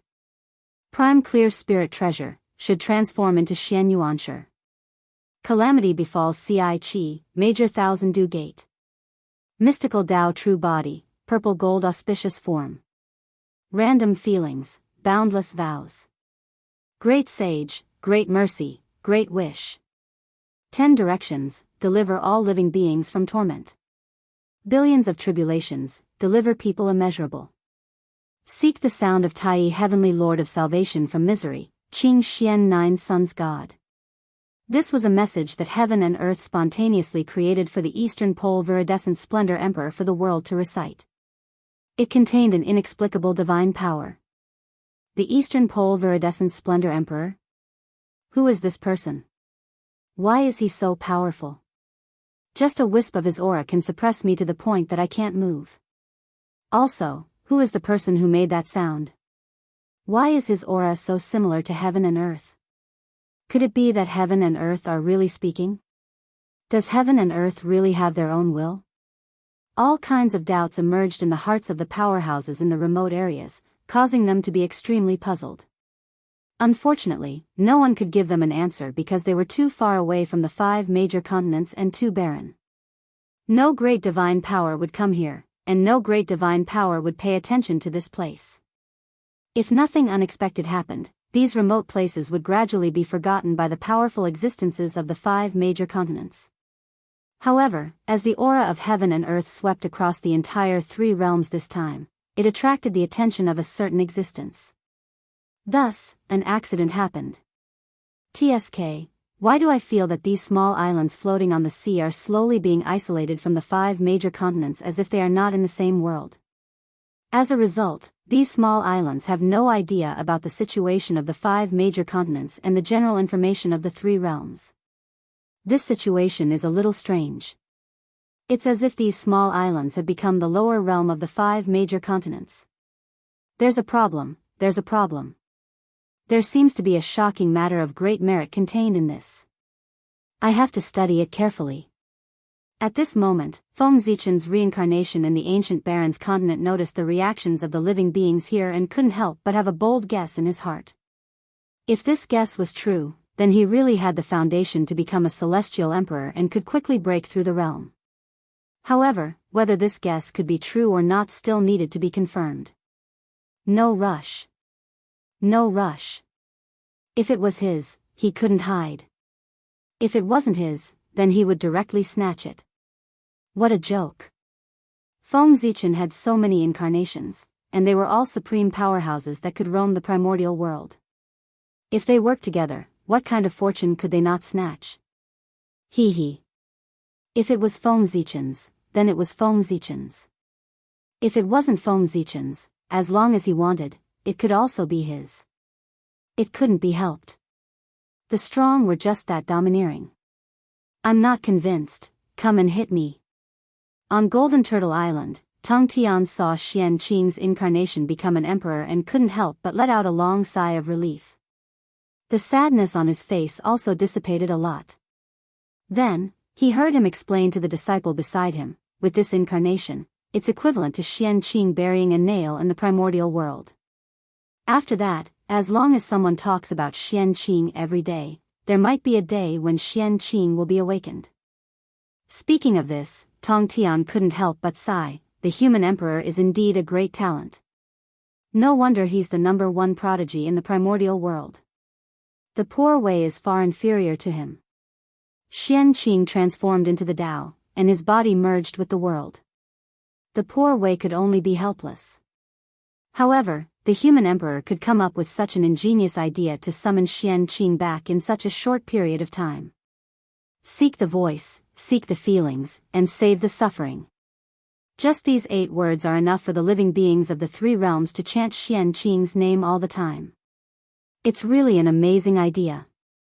With the living beings of the 3 realms chanting day and night, even if Qianqing can't be summoned back, it's enough to protect his consciousness from being completely lost in the heavenly axiom.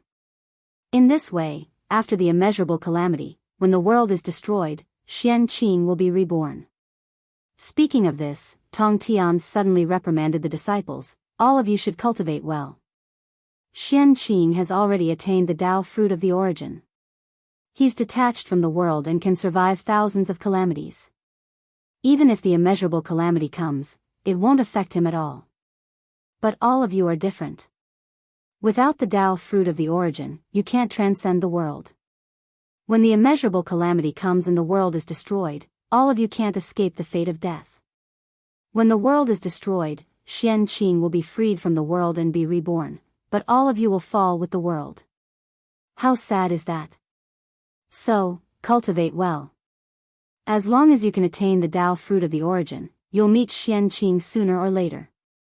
Otherwise, it's goodbye forever. After that, Tong Tian entered the Shangqing temple with his hands behind his back. Now that Qianqing's matter was resolved, the knot in his heart was also untied. He felt much more relaxed.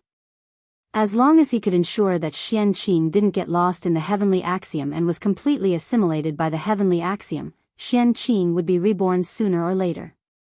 This was because the primordial Daluo Jingxian could survive thousands of calamities. He wouldn't die. The reason why Qianqing fell now was that he was assimilated by the world and became a part of it. But the world would be destroyed sooner or later, but the primordial Daluo Jingxian wouldn't. As long as the world was destroyed, Qianqing would be freed and regain his freedom. The heavenly court has changed. With the birth of the Eastern Pole Qinghua Emperor, some people looked at the fate of the heavenly court and couldn't help but frown. As mentioned above, the fate of the heavenly court had changed from the original 5 pillars to the current 6. But this wasn't the biggest change. The biggest change was that the giant pillar that represented the celestial emperor had shrunk. Although it was still the biggest, it was reduced to the same level as the other 5 pillars. It was no longer unique and above the other 4 pillars. It had the image of suppressing the world.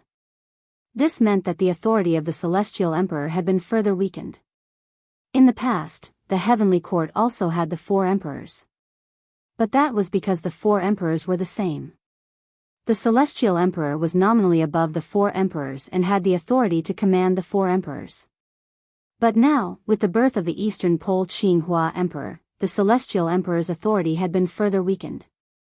The heavenly court had evolved from a situation where the celestial emperor was the sole ruler and the 4 emperors ruled together to a situation where the 6 emperors ruled together. In other words, the celestial emperor was no longer high and mighty. Instead, he had become like the other emperors. Although he was the head of the 6 emperors, he didn't have a supreme status. Well, from now on, it wasn't appropriate to call Haotian the celestial emperor anymore. He should be called the Jade Emperor. The head of the 6 emperors, the Jade Emperor, was the lord of all heavens and ruled over all heavens. It was also at this moment that the heavenly court no longer had a celestial emperor. The primordial world no longer had a celestial emperor. The 3 realms had entered an era where the 6 emperors ruled together. The position of the celestial emperor was empty. In other words, Feng Zichen's opportunity was about to arrive. At this time, as long as someone with great merit could obtain the recognition of the 6 emperors at the same time, then theoretically, he could directly become the celestial emperor without refining the fate of heaven and earth. The complete authority of the celestial emperor was divided into 6 parts and evolved into the current 6 emperors. Each emperor held 1/6 of the celestial emperor's authority in their hands. As long as they combined their authority, they could restore the complete authority of the Celestial Emperor. This meant that the 6 of them could work together to promote a true Celestial Emperor. There was no need for the 6 emperors to hand over their authority. As long as the 6 of them worked together, they could evolve into a new supreme authority that covered all the authority and karmic ranks of the Eldritch world, the authority of the Celestial Emperor.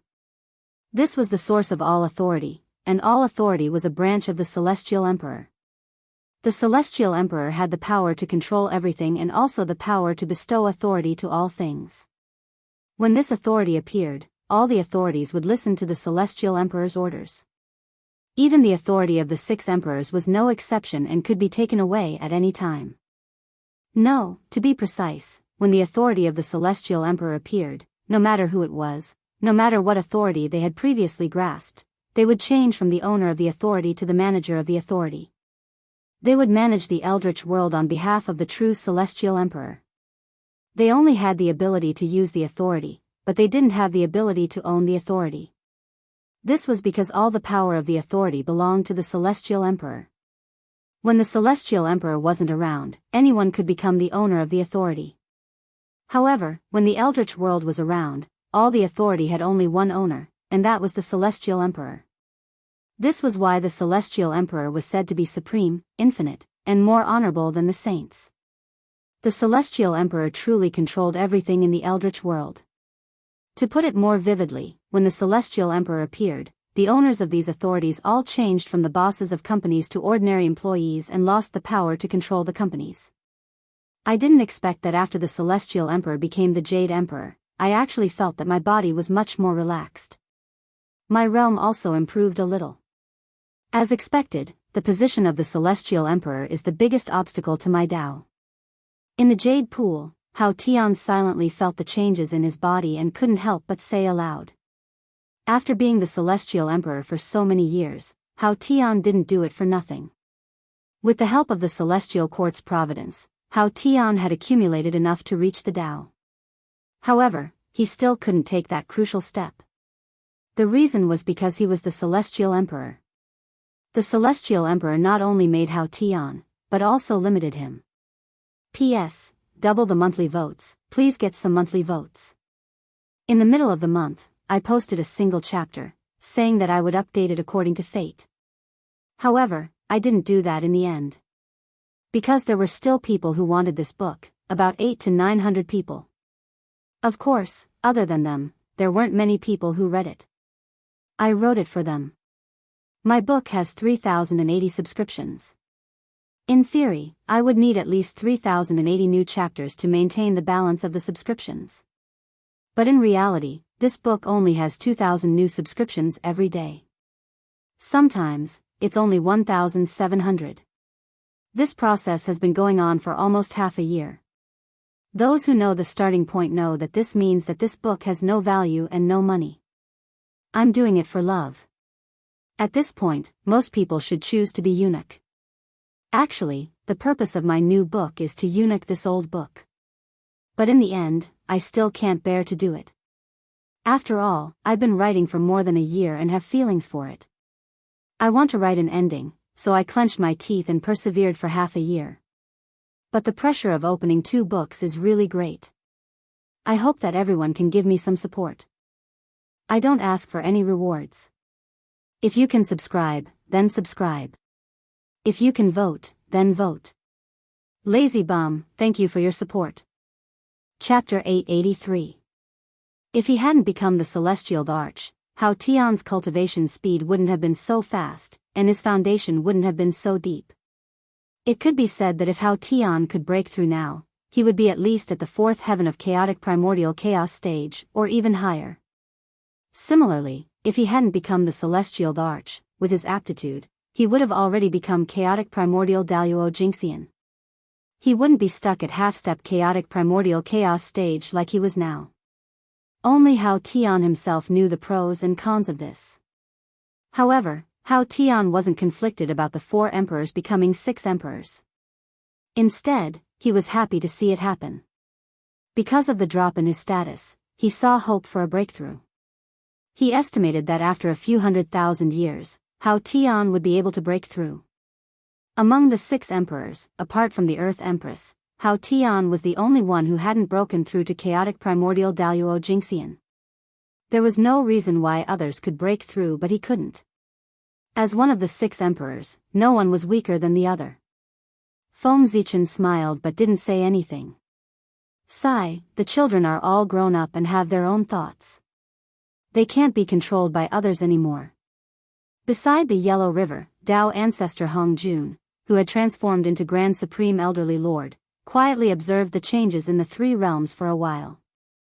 Then, he suddenly mounted his azure ox and led his disciple toward the west. In a few days, the Dao ancestor arrived at Hanggu Pass on his azure ox. This was the border of the Central Divine Province and also the border between it and the Aparagodania state. It could be said that after leaving Hanggu Pass, they would arrive at the Aparagodania state after another few million kilometers. Since Hanggu Pass was located at the border between the 2 states, its geographical location was extremely important. The human race naturally arranged for a large number of soldiers to guard this place. The soldiers here were all elites of the human race. They all came from the human emperor's city and were the descendants of nobles and marquises. Hanggu Pass guard, Yi, was even from the imperial family. In the past few days, she felt his brows twitch, as if something good had happened to him. However, no matter how he calculated, he still couldn't find the source of the good news. For this reason, he didn't hesitate to consult the Xiantian Taoist priests who were stationed at the border. Unfortunately, even the Dao Venerate was unable to divine anything out of it. There were even people who laughed and said that she was dreaming of what he thought of during the day. He was so obsessed with obtaining opportunities that he had become obsessed with them. She naturally didn't pay any attention to this. How could a cultivator's sudden impulse be an illusion? Something good must be happening to him. As for why the Taoist priests couldn't figure it out, wasn't it obvious? Either that, or the Dao Venerate couldn't calculate it because the opportunity was too great. Or the opportunity was too vague for the Taoist priests to see clearly. If it was the latter, it wouldn't be a big deal. But if it was the former, just thinking about it made him excited. An opportunity that even the Xiantian Taoist priests could not calculate was definitely beyond the level of the Taoist priests. This was the real big opportunity. Shi didn't have to wait for long. Soon, Dao ancestor Hong Jun arrived on his azure cow. On this day, Shi raised his head and gazed into the distance. He saw a vast expanse of purple mist surging toward him. Immediately afterward, he saw a Daoist riding on an azure cow. With a Dao child leading the way, the Daoist was making his way toward Hanggu Pass. Wherever the Dao ancestor passed, the ground would be filled with dense mist. The fragrance was strong and filled with red clouds. Seeing this, Shi couldn't help but blurt out, "A sage has arrived at Hanggu Pass." After saying this, Shi seemed to have realized something and ran out of Hanggu Pass. He quickly walked toward Dao ancestor Hong Jun and bowed like a disciple. "I am Shi, the commander of Hanggu Pass. A few days ago, I observed the sky and saw purple clouds gathering in the east. I knew a sage had arrived and had been waiting for a long time. Please come to my cold room for a chat. I would like to hear your teachings." Hearing this, the Dao ancestor shook his head. Poor Wei has been guarding the human tribe's treasury for many years and has already repaid her karma with the human emperor. She doesn't want to have anything to do with the human tribe and only wants to leave the central god province as soon as possible. After saying this, the Dao ancestor ignored Shi's protests and kicked the azure cow lightly, urging it to hurry forward. It had to be said that this azure cow was the mount of the Real Grand Supreme Elderly Lord. When Dao ancestor Hong Jun descended into the mortal world, he brought it with him. Shi waited for several days and finally saw a sage. How could he let the Dao ancestor leave so easily? He hurriedly grabbed onto the azure cow and begged him not to let the Dao ancestor leave. However, the Dao ancestor was determined to leave. No matter how Shi begged, it was useless. In reality, it wasn't that the Dao ancestor was determined to leave. If the Dao ancestor was determined to leave, even the generals of Hanggu Pass and all of the soldiers combined wouldn't be able to stop him, let alone Shi. The Dao ancestor was probably doing this to test Yi Shi and let him know that Dao was not to be imparted easily. That's right, it was him. How did Yi Shi gain the favor of Dao ancestor Hongjun? Was it because of his exceptional aptitude or because of his overwhelming fortune? It was neither. It was because he was the reincarnation of Daoist Wen Shi, one of the 3,000 guests of the Purple Cloud Palace. As such, Dao ancestor Hongjun held him in high regard. If it weren't for this, Dao ancestor Hongjun wouldn't have come all the way to Hanggu Pass. He had come here specifically to enlighten Yi Shi. Speaking of Yi Shi's original body, Daoist Wen Shi was also an extraordinary person. His method of attaining Dao was different from others. He didn't plan on attaining Dao through discussion. Instead, he planned on forcibly breaking through to Chaos Daluo Jingxian. To achieve this, he decided to reincarnate and cultivate again. He planned to cultivate his reincarnation to the same cultivation base as his original body. Then, he would combine the Dao fruits of his two lives and forcibly break through to Chaos Daluo Jingxian. This was a very powerful plan. Attaining Chaos Primordial Stage through this method was indeed more powerful than other methods. It could be said that he was on the verge of attaining Dao through strength. However, this method was very difficult to attain, and it was likely that it would be difficult for him to attain two Dao fruits. However, this wasn't a problem for Daoist Wen Shi. This was because Yi Shi wasn't his first incarnation. Instead, he was his second incarnation. Once Yi Shi matured, Daoist Wen Shi would have 3 half-step Chaos Primordial Stage Dao fruits. When the 3 Dao fruits were combined, it wasn't impossible for him to break through to Chaos Primordial Stage. If 3 Dao fruits weren't enough, then Daoist Wen Shi wouldn't panic. He could continue with the 4th Dao fruit. However, there was a huge flaw in this method. The more Dao fruits one cultivated, the more their strength would increase after successful fusion. However, at the same time, the more Dao fruits one cultivated, the more likely it was that the fusion would fail. If Daoist Wen Shi could refine 9 Dao fruits and combine them, then Feng Zichen believed that after breaking through to Chaos Daluo Jingxian, Daoist Wen Shi's cultivation base would be at least at the 7th heaven of Chaos Primordial Stage. However, the difficulty of fusing 9 Dao fruits could be said to be beyond imagination. If he succeeded, then it wouldn't be an exaggeration to say that he would soar to the heavens. However, if he failed, then Daoist Wen Shi would probably die. His cultivation base wouldn't be crippled, but his countless years of hard work would probably all be for naught. If he wanted to return to his peak cultivation base, then he would probably have to start all over again. The benefits of success were obvious, but the consequences of failure were also obvious. Dao ancestor Hongjun was worried that Daoist Wen Shi would fail, so he personally came to Hanggu Pass to lend him a hand.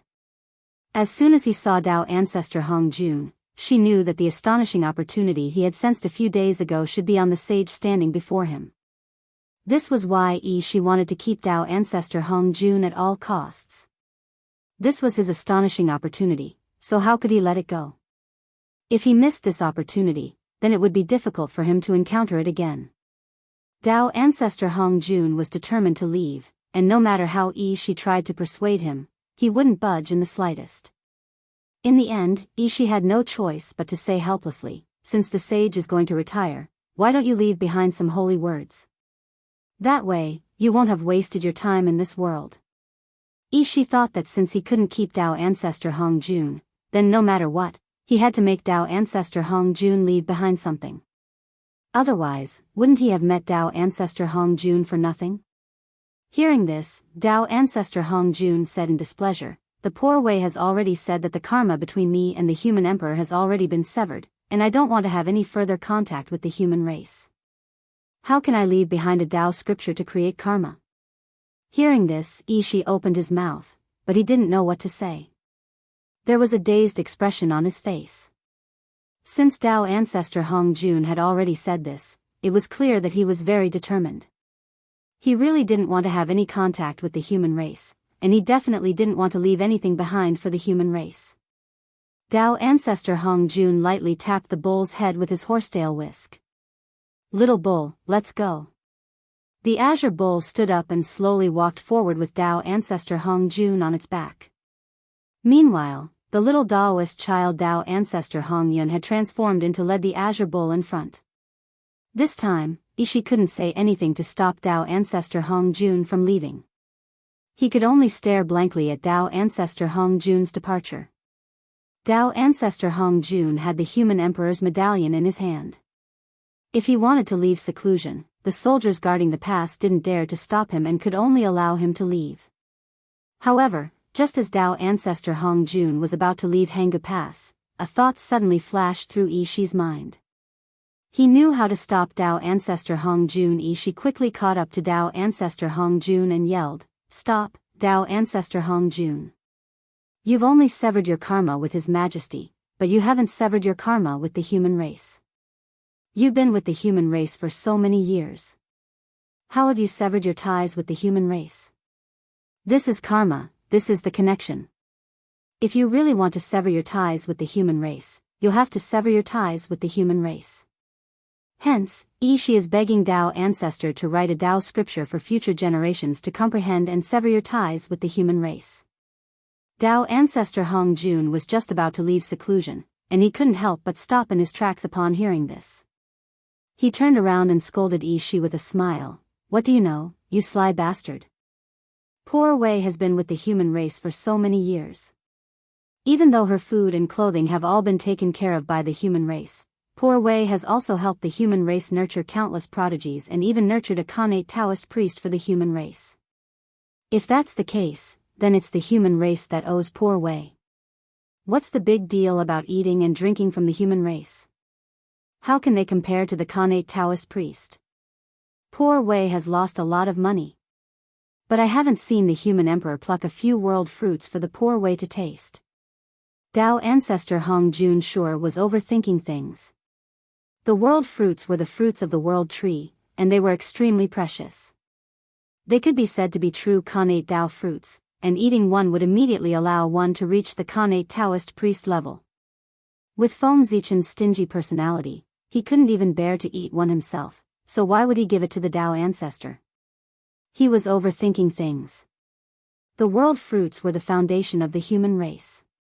If the human race were to decline one day, just like the liches and demons, and all of the Khanate Taoist priests perished in battle, the world fruits would be the final hope of the human race. They could nurture new Khanate Taoist priests for the human race in the shortest amount of time, so the human race wouldn't become a speck of dust in the annals of history. Even heaven and earth would decay one day, so who would dare to say that the human race would never decline? Feng Zichen had sealed the world fruits away as part of the foundation of the human race in order to prepare for a rainy day. Ishi had thought that he had come up with a good excuse, but he was instantly rendered speechless by Tao ancestor Hong Jun's words. He was even a little embarrassed, feeling like he was being too greedy. The holy sage had already given the human race so much, but he was still greedy and wanted the holy sage to give him more. "Ishi, aren't you ashamed? How could you be so greedy?"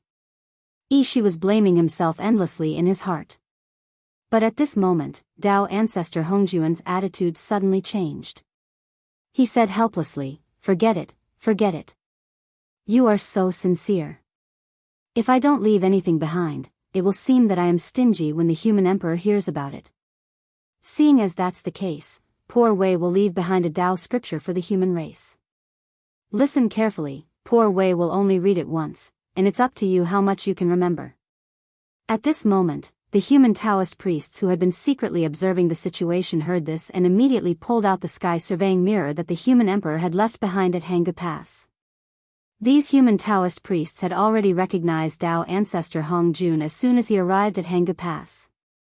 The white-bearded Taoist on the azure ox was none other than Lord Lao Zi. Knowing that the holy sage was here, these human Taoist priests wanted to pay their respects. However, the Tao ancestor wasn't here for them, so he naturally didn't want to see them. Thus, when the Tao ancestor arrived at Hanggu Pass, these human Taoist priests suddenly couldn't move. Seeing this, the human Taoist priests naturally understood that the holy sage didn't want to see them. Since that was the case, they didn't force the issue and stayed at Hanggu Pass to watch the show. However, seeing that the holy sage was about to impart a Tao scripture, they couldn't continue to watch the show.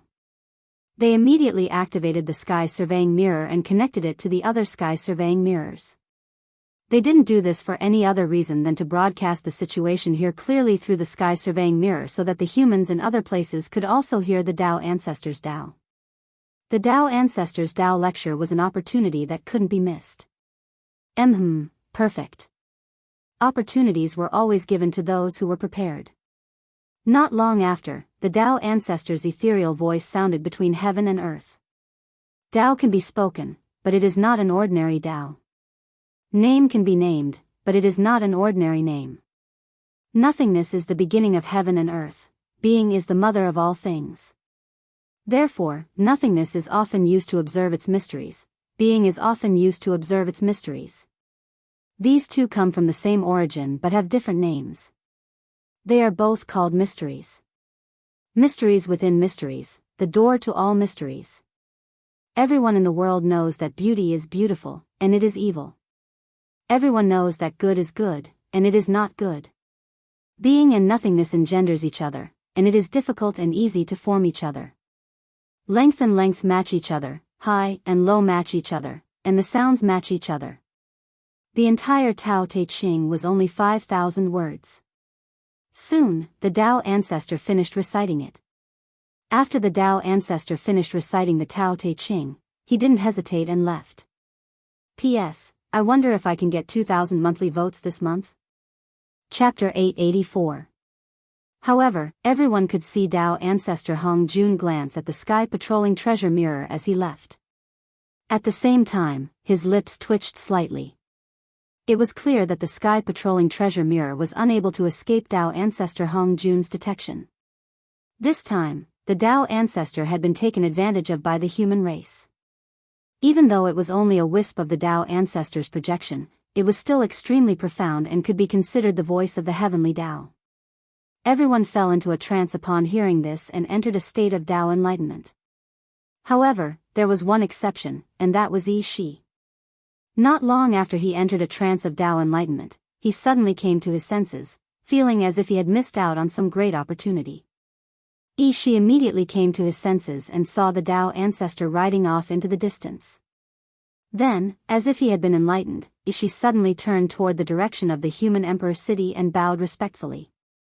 He then pulled out the guardian token and raised it with both hands before carefully placing it on the ground. Yi Shi has already repaid the favor of the human race. Now, I only wish to stay with my teacher throughout the three realms. This guardian token of Hanggu Pass will now be returned to the human race. After saying this, Yi Shi bowed respectfully toward the direction of the human Emperor City again. After this bow, Yi Shi no longer had anything to do with the human race. After getting up, he left Hanggu Pass without hesitation and chased after Tao Ancestor Hong Jun. Teacher, please wait for your disciple. Within the human Emperor City, Feng Zichen couldn't help but chuckle upon seeing this. The Tao Ancestor really isn't willing to take a loss. He won't let the human race take advantage of him at all. The Tao Ancestor would have passed down the Tao Ancestor regardless of whether Yi Shi asked for it or not. However, if Yi Shi didn't ask for it, then when the Tao Ancestor would pass down, the Tao Ancestor would have to depend on his mood. It could be 10 years later, or 100 years later, or even 10,000 years later. In any case, if Yi Shi didn't ask for it, Tao Ancestor Hong Jun definitely wouldn't have passed down the Tao Ancestor so easily. However, Yi Shi did ask for it, and Tao Ancestor Hong Jun passed down the Tao Ancestor.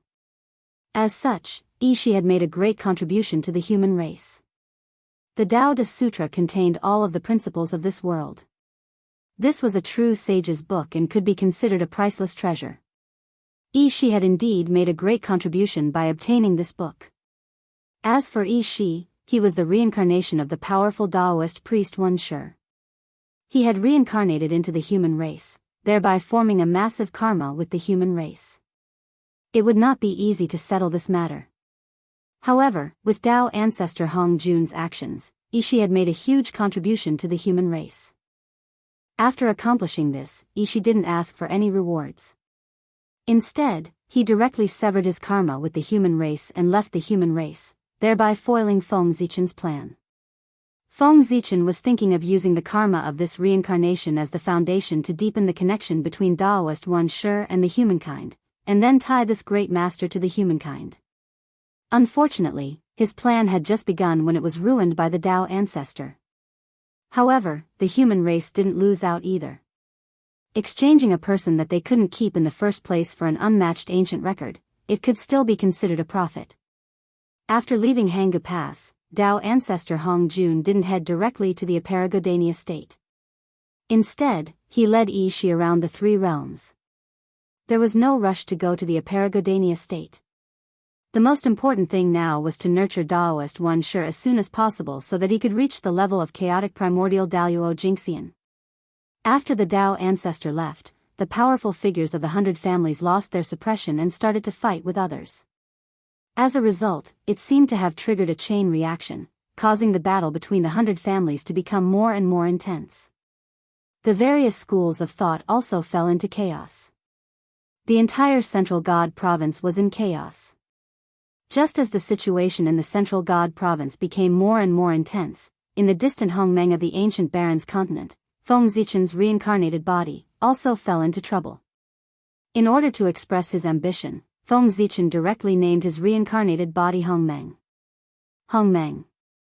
This was Feng Zichen's highest pursuit. Using this name also represented Feng Zichen's determination. As for what trouble Hongmeng encountered, it was because he was careless and was tricked by someone. The person who tricked him was called the Ancient Barons. The land under Hongmeng's feet was called the Ancient Barons continent, and the person who tricked him was also called the Ancient Barons. Needless to say, the two were indeed related. This person called the Ancient Barons was also a bold person. He took advantage of the living beings here for being ignorant and directly called himself the God of creation, the creator of this world.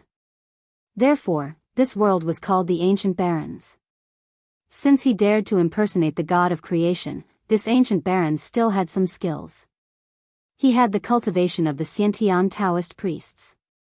Such strength might not be ranked in the three realms, but in the ancient Barons continent, it was enough to dominate the world. It was precisely because the ancient Barons was too powerful that the living beings here believed whatever he said without the slightest doubt. Those who dared to doubt him were all dead. Naturally, no one doubted him anymore. However, although the ancient Barons continent was remote, it was still within the three realms and was under the control of the heavenly axiom. The ancient Barons dared to impersonate the Pangu and call himself the God of creation, the creator of this world. How could the heavenly axiom tolerate him?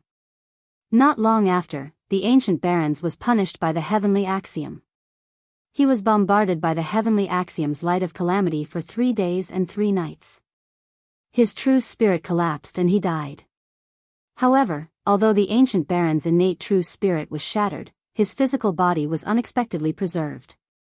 It fell from the sky and turned into the huge fallen dragon mountain range. Yes, that's right. It was the fallen dragon mountain range, the place where Hongmeng was born. The ancient Barons was a dragon and called himself the ancient Baron's ancestor dragon. The dragon aura that Hongmeng sensed in the fallen dragon mountain range was emitted by the ancient Barons. The ancient Barons was the Xiantian Taoist priests. His physical body was the Xiantian celestial demon body. Even the heavenly axiom's light of calamity couldn't break his body. He had already reached the immortal realm. Time naturally couldn't erode his body. After the ancient Barons died, his body turned into the fallen dragon mountain range. This was a secret among secrets in the ancient Barons' mainland. Few people in the world knew about it, let alone Hongmeng. He had just arrived here. How could he know such a secret? He only knew that there was a treasure under the fallen dragon mountain range. It was a Taoist priest's level dragon corpse. If he could refine it, he would definitely be one step closer to the Xiantian Taoist priest's level.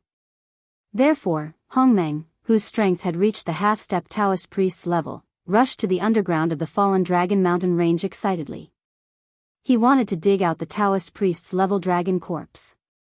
However, he didn't expect that after Hongmeng arrived at the underground, what awaited him wasn't a cold corpse, but a chaos demon god that was about to be resurrected. Amazing. The Ancient Barons was the incarnation of the Ancient Barons, one of the 3,000 Chaos Demon Gods.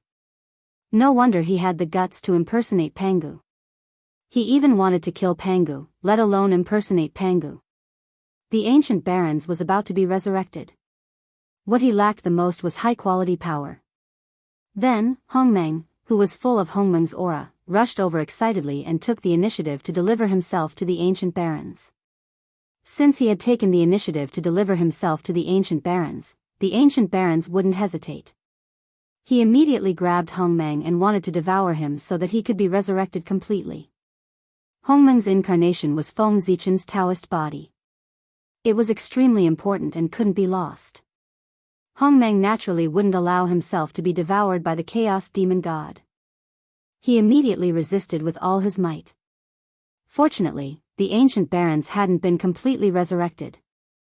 Although he was stronger than Hongmeng, he wasn't much stronger. He couldn't take down Hongmeng in a short time. In addition, Hongmeng had a helper. The Ancient Barons had a harder time dealing with him. Hongmeng's helper was Di Jun. This time, Hongmeng wasn't the only one who took the initiative to deliver himself to the Ancient Barons. Di Jun was also the unlucky one. He also knew that there were precious treasures under the Fallen Dragon Mountain range. Therefore, he came here to try his luck. Then, just like Hongmeng, he became the Ancient Barons' hunting target. With Di Jun as his helper, Feng Zichen had a much easier time dealing with the Ancient Barons. Those who knew would think that he was in deep danger. Those who didn't know would think that he was here to sightsee. With his original body as his backing, Feng Zichen naturally wasn't afraid of the Ancient Barons.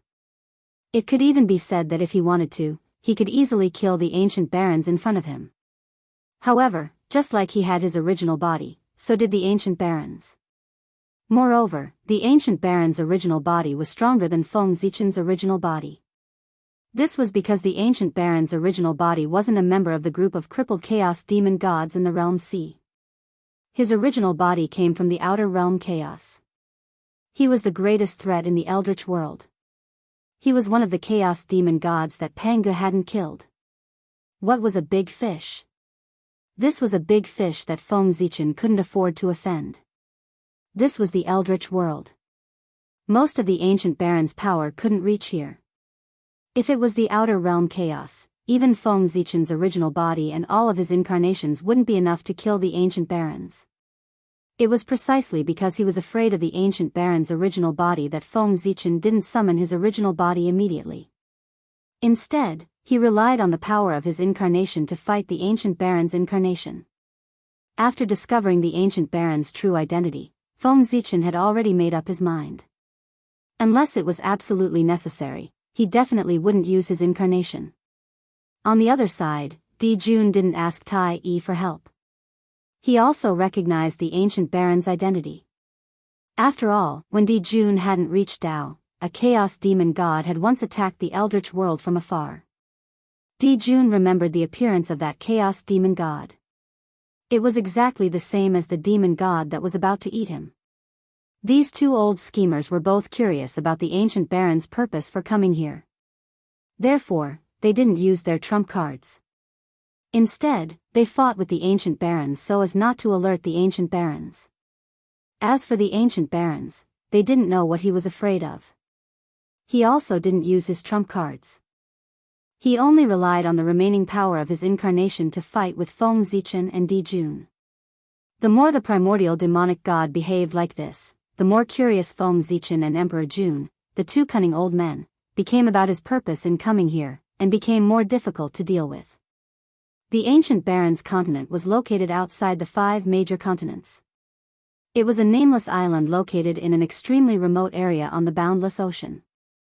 Although its surface area was large, it appeared very small compared to the 5 major continents. Therefore, it was called an island. As everyone knew, the further one was from the 5 major continents, the thinner the spiritual energy. The Ancient Barons' continent was neither too far nor too close to the 5 major continents. It couldn't be considered a special place. It could only be said to be ordinary. If the Ancient Barons didn't descend, perhaps this place wouldn't even have a name. However, such an ordinary place attracted the ancient barons, a giant among the chaos demon gods, to descend.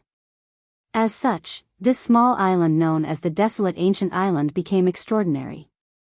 It should be known that the ancient barons was located in the great chaos outside the realm.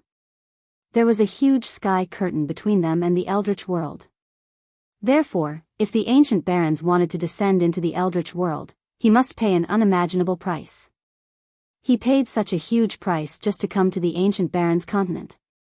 Then, what was so special about this ordinary place that the ancient barons' demon god would go to such lengths? Feng Zichen and Di Jun were very curious about this. Feng Zichen and Di Jun would also believe that the ancient barons' demon god came here to set up the eldritch world. But why did he choose the ancient barons' continent as a stronghold? Why didn't he choose another place? In fact, in order to occupy this continent, he didn't hesitate to use the name of Pangu. In short, for the ancient barons' continent to be chosen by the ancient barons' demon god and be named after him, there must be something special about it. And this uniqueness was something that Feng Zichen and Di Jun couldn't discover. There were only two situations that could cause this result. The first one was that there was nothing special about the ancient barons' continent. The reason why they thought it was strange was because they were overthinking it. The second one was that there was something special about the ancient barons' continent. It was hidden so deeply that Feng Zichen and Di Jun couldn't see through it. The first one could be eliminated directly. Then, it could only be the second one. Feng Zichen and Di Jun couldn't discover it, but the ancient barons' demon god did. This was normal. After all, the ancient barons' demon god was a supreme expert whose strength was close to Pangu's. His realm was much higher than the two of them. It was normal for him to discover something that the two of them couldn't. Moreover, Feng Zichen and Di Jun firmly believed that the ancient barons' continent was extraordinary. Besides the ancient barons' demon god, there was a more important reason. That was, the two of them appeared here at the same time. In the past, they didn't think much of it. But now that they thought about it, there were indeed many things wrong with the ancient barons' continent. Feng Zichen's providence was so huge that it could be said to be the best in the three realms. How could the place where he reincarnated be ordinary? Providence guided him here, which meant that there must be something special about this place. It was just that Feng Zichen couldn't discover it. Other than that, what showed that this place was extraordinary was that Di Jun also came to this continent. Di Jun reincarnated and recultivated. This wasn't strange. Di Jun's reincarnation left the North Continent and went overseas to train. This wasn't strange either. However, the three realms were so big that it could be said to be boundless. How could it be so coincidental that Di Jun also came to the ancient barons' continent and met Feng Zichen? The world was vast. It was too much of a coincidence for them to meet here. It was so coincidental that it was unbelievable. P.S. There are still 10 minutes left. Don't forget to vote. Chapter 885. If Feng Zichen was the only one here, it could be considered a coincidence. However, if Di Jun was here as well, it could not be a coincidence. There must be something hidden here. Otherwise, it would not have attracted two supreme beings of heaven and earth at the same time. How could there be so many coincidences in this world? It was all destined. Roar the primordial fiend celestial seemed to be annoyed. He roared into the sky and his strength doubled. The majestic dragon energy was like the sea, sweeping toward Feng Zichen and Di Jun. Break. Feng Zichen reacted quickly. He stabbed the Hongmeng sword into the ground and formed a majestic sword seal around him to protect himself from the dragon energy. On the other side, Emperor Jun did not want to be outdone. A grand sun appeared outside his body, giving birth to endless mysteries. It was as if it could withstand all kinds of attacks and resist the surging dragon chi. Feng Zichen and Di Jun were like two nails in the mighty dragon energy. They were nailed to the ground, and no matter how the dragon energy washed over them, they could not be shaken at all. Die. Unfortunately, good things did not last long. The primordial fiend celestial's corpse suddenly moved. He waved his huge dragon wings and flapped them toward Feng Zichen and Di Jun. Danger. The moment the primordial fiend celestial flapped his dragon wings, Feng Zichen was alerted. Then, he saw the wind and lightning between heaven and earth appear, surging towards him like they were covering the sky and earth. The primordial fiend celestial had 9 horns and 9 claws. He had a pair of wings, and when he flapped his wings, he had the power to control wind and thunder. Open. Knowing that the primordial fiend celestial was really angry and had started to use his trump card, Feng Zichen did not dare to hesitate. He immediately pulled out the divine sword that was stabbed into the ground and swung it. Whoosh, dazzling sword light burst forth. It was boundless and evolved into the laws of heaven and earth, the sun, the moon, the stars, and the universe. This was the realm of the way of the sword, which was the opposite of the realm of the way of the sword. Compared to Feng Zichen's magnificent sword light, Di Jun's divine ability appeared to be more simple and unadorned. It was an ordinary golden Dao seal, but when it was struck out with a dazzling golden light, it had the power to incinerate everything. 2 lowly worms dare to covet my physical body. You deserve to die. Amidst the furious roars, the mystic ability that Feng Zichen and Di Jun had placed their hopes on was easily torn apart by the power of wind and thunder. Then, it viciously struck the 2 of them and sent them flying. As expected of a legendary existence. Just a strand of divine consciousness that has just awakened possesses such unimaginable power. How terrifying! Feng Zichen sighed as he got up from the ground. He wasn't bragging, but in the current situation, if he and Di Jun joined forces, even the real Daluo Taoist priests would have to kneel before them. However, the primordial demon god was just a strand of divine consciousness that had yet to be completely resurrected. His strength was not even 1/10,000th of his peak strength. Even so, he was still able to suppress the 2 of them. Crackle. Crackle. Feng Zichen had just moved when a series of sparks suddenly erupted from his body. Crackle. Crackle. Crackle. His body, which had just stood up, fell back down again. On the other side, Di Jun was facing a situation similar to Feng Zichen's. This is, in Feng Zichen's body, there was an inextinguishable power of wind and thunder that continued to wreak havoc in his body, making it difficult for him to get up. What a high-level power. Is this the apocalyptic light that the heavenly Tao used to kill the primordial demon god? Who would have thought that after hundreds of thousands of years, not only was the apocalyptic light left in the primordial demon god's body unable to completely extinguish his life force, it was even refined and became a part of his strength. Feng Zichen sighed as he silently circulated the Hongmeng Daoist scripture. Instantly, his body vaporized and turned into a ball of Hongmeng Qi. The power of wind and thunder intertwined within it and flashed with dazzling lightning. All things originated from Hongmeng and returned to Hongmeng.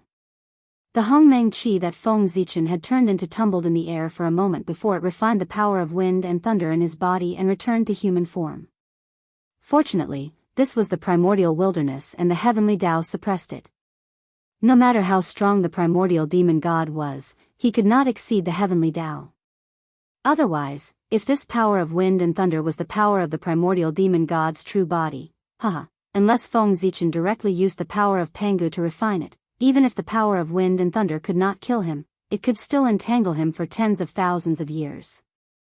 The greater the difference in cultivation level, the more the quality of one's magic power would change. For example, the power of the chaos element was far superior to the power of Daluo.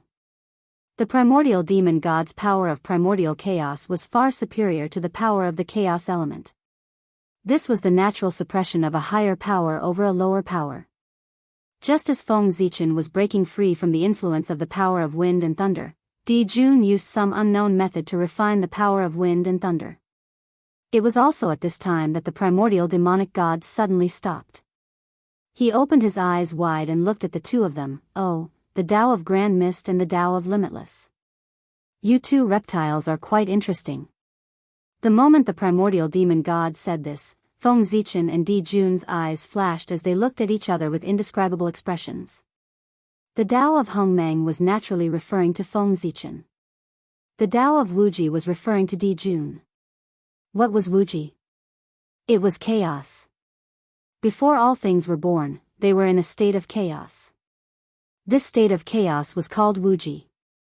Looking at Di Jun, Feng Zichen's face remained expressionless, but his heart was filled with shock.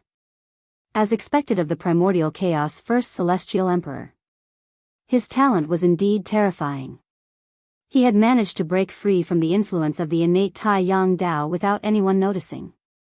With the Tai Yang Dao, he had transcended it and embarked on the Dao of Tai Yang Limitless Sunday. This meant that Di Jun was no longer affected by the Tai Yang star. He had truly transcended the heavens and earth and found his own path. At this moment, the primordial demon god's voice boomed again. However, it is also because of your extraordinary abilities that I am able to completely revive myself after eating you. As he spoke, the primordial demon god opened his mouth and sucked, intending to swallow Feng Zichen and Di Jun into his stomach. In response, the two of them naturally resisted with all their might. Even though they were confident that they would not die after entering the primordial demon god's stomach, they still did so. After all, their identities were different now. If news of them being swallowed into someone else's stomach were to spread, the two of them would not be able to show their faces anymore. Furthermore, how dirty would it be to be swallowed into someone else's stomach? Brother, I don't believe that you came here unprepared. Since we're already at this juncture, there's no need to hold back anymore. Use whatever you have to use. Feng Zichen shouted at Di Jun as he resisted the suction force. In response, Di Jun also shouted, Brother, I don't believe that you came here unprepared either. Since that's the case, why don't you show it to the poor Wei and let her see what you're capable of? P.S. Starting to wrap up and fill in the holes. It's a little hard to write. Chapter 886. Both of them were top crafty old foxes in the untainted land. Both of them had the idea of whoring each other for free. It was even harder for them to work together than for Hong Yun to become a sage. Feng Zichen was not surprised by Di Jun's answer. Given their relationship, it was normal for them to refuse. If Di Jun had agreed, Feng Zichen would have felt that there was something wrong. Therefore, Feng Zichen smiled and continued to propose, since you want to see my skills, I'll show you. However, I'm also very curious about your skills. Why don't you reveal your trump card with me so that I can see it? Hearing this, Di Jun's eyes flickered for a moment, and he replied, Since it's your request, how can I, the poor Wei, refuse? Seeing that Di Jun agreed, Feng Zichen nodded and said, Okay, since you agree, let's attack together when I count to 3. Di Jun nodded, Sure. Hearing this, Feng Zichen counted directly. 1, 2, 3. The moment he counted to 3, Feng Zichen suddenly moved. His figure quickly moved backward, with the idea of leaving Di Jun here to cover his retreat. However, although Feng Zichen was fast, Di Jun was not slow either. He actually had the same idea as Feng Zichen. When Feng Zichen moved backward, he also moved backward quickly. Bastard! You actually want to trick me? Looking at the retreating figure, both of them cursed in their hearts at the same time. But the next moment, they smiled and said to each other at the same time, Fellow Daoist, your skills are really brilliant. I really admire you. The two crafty old foxes were laughing on the surface but cursing in their hearts. They did not feel guilty at all for tricking each other, only endless pity. Why didn't the other party fall for their trick? Want to run? Come back. Seeing that the two of them were trying to escape, the primordial demonic god flew into a rage. Stretching out 2 gigantic claws, he swiped at the two of them. Retreat. Abruptly stopping, Feng Zichen channeled all the arcane energy in his body and unleashed the reversal of Yin and Yang, one of the 36 Heaven Dipper Supreme Abhijnas, towards the primordial fiend celestial. The so-called reversal of Yin and Yang, when performed by Feng Zichen, could reverse everything. Whether it was black and white, heaven and earth, life and death, everything would be reversed in his hands. The formless divine ability silently swept through the void and struck the primordial fiend celestial. In an instant, a shocking change occurred. The life aura of the primordial demon god began to surge rapidly. In the blink of an eye, it increased by several times. This was Feng Zichen's yin-yang reversal grand art, reversing the life and death of the primordial demonic gods. Once this art was used, the primordial demonic gods would return to life and vice versa. The dead became the living, and the living became the dead.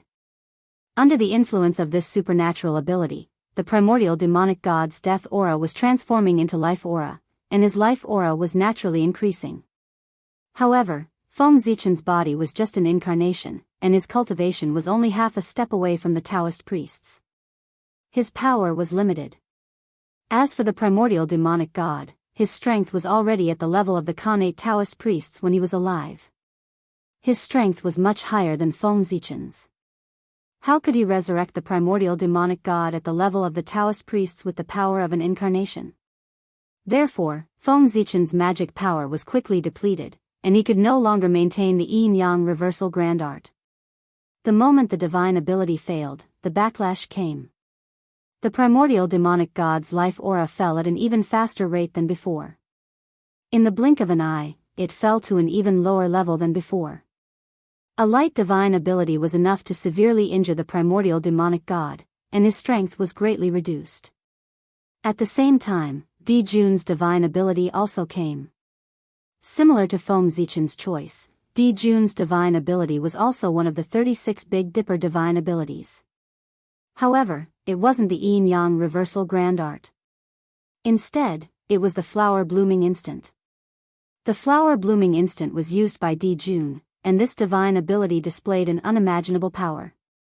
As the flower bloomed and fell, it took away the vitality of all living things. Silently, beautiful lotus flowers began to grow on the primordial demon god's body.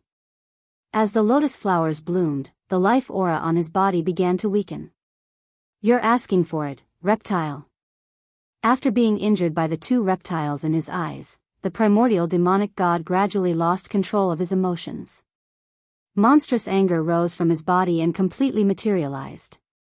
It turned into a pitch-black flame that burned fiercely toward the two of them. Return of wind and fire.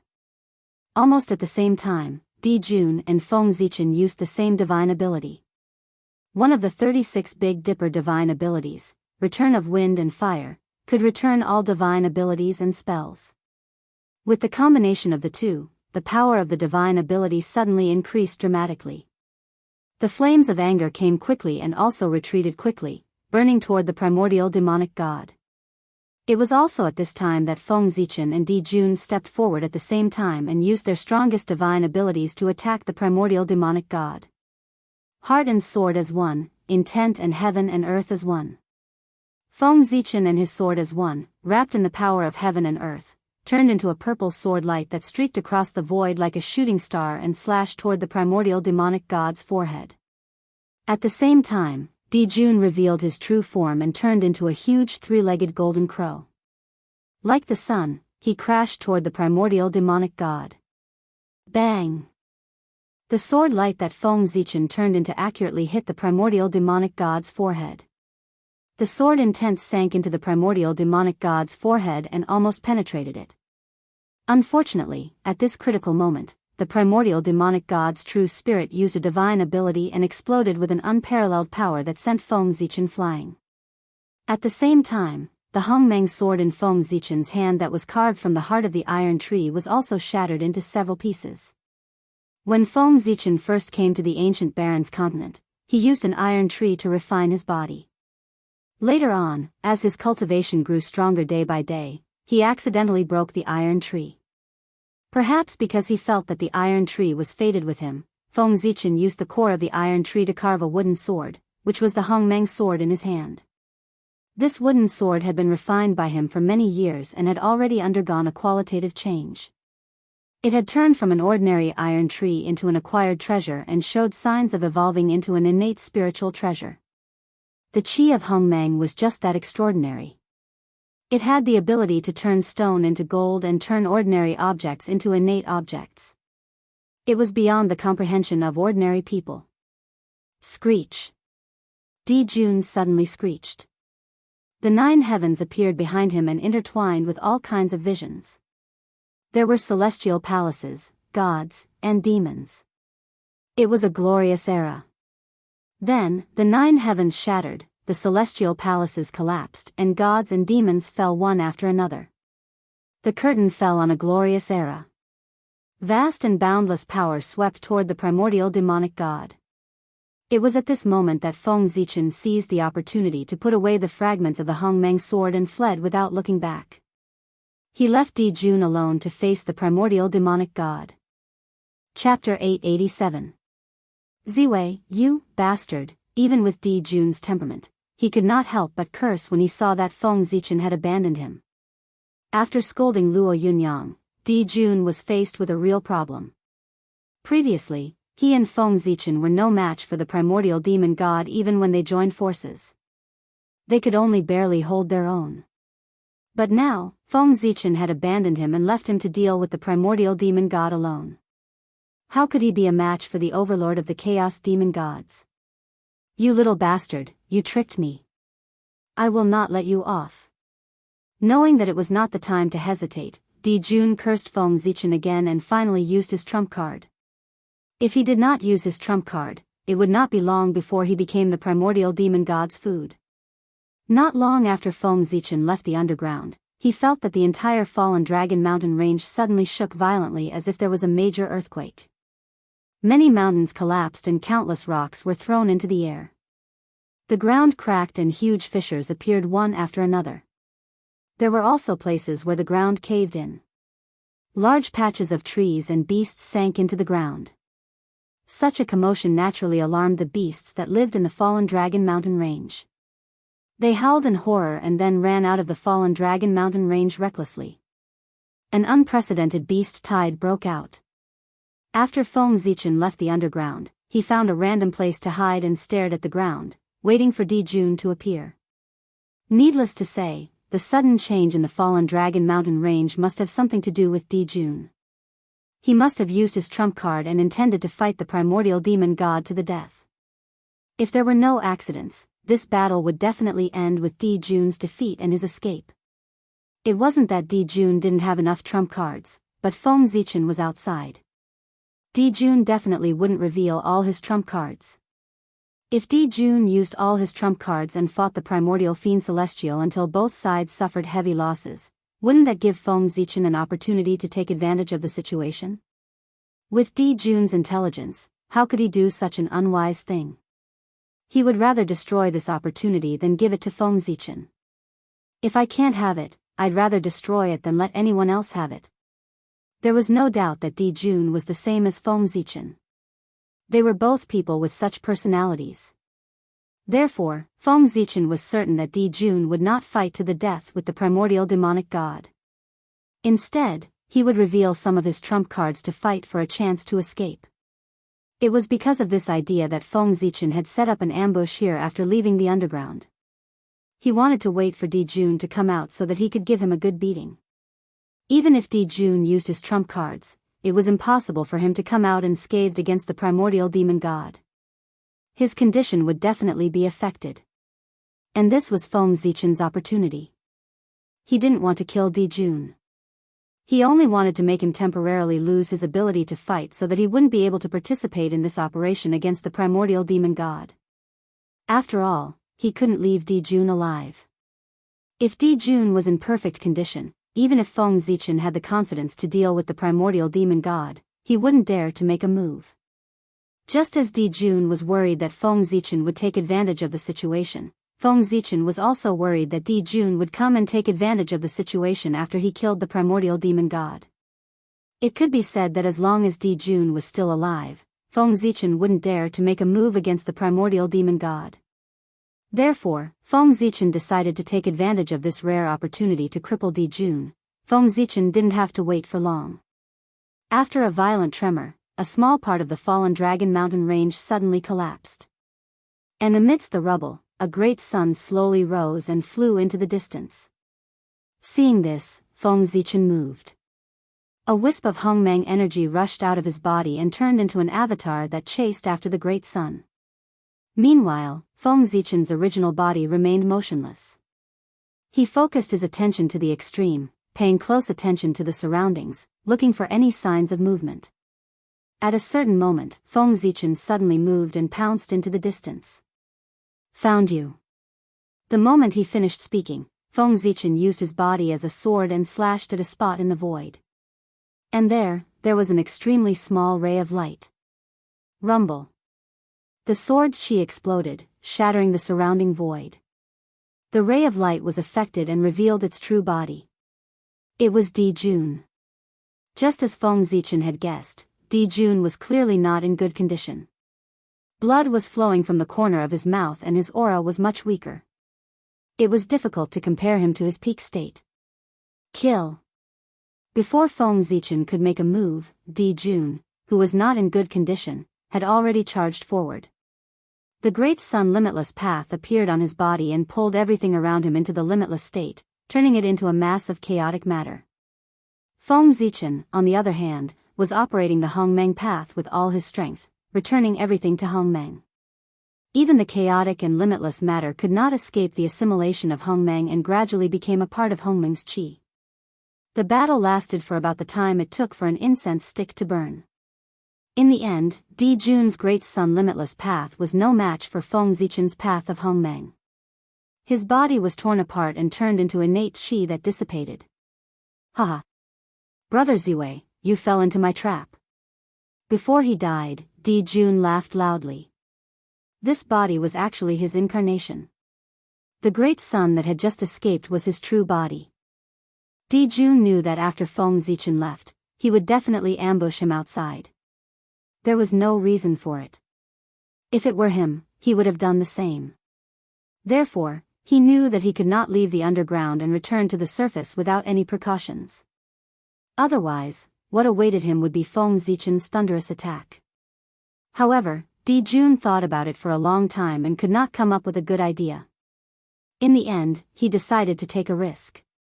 He would leave with his true body disguised as his incarnation, and his incarnation would leave after his true body to mislead Feng Zichen. Di Jun originally had an attitude of giving it a try. He did not expect that Feng Zichen would really fall into his trap and only send an incarnation to deal with his true body.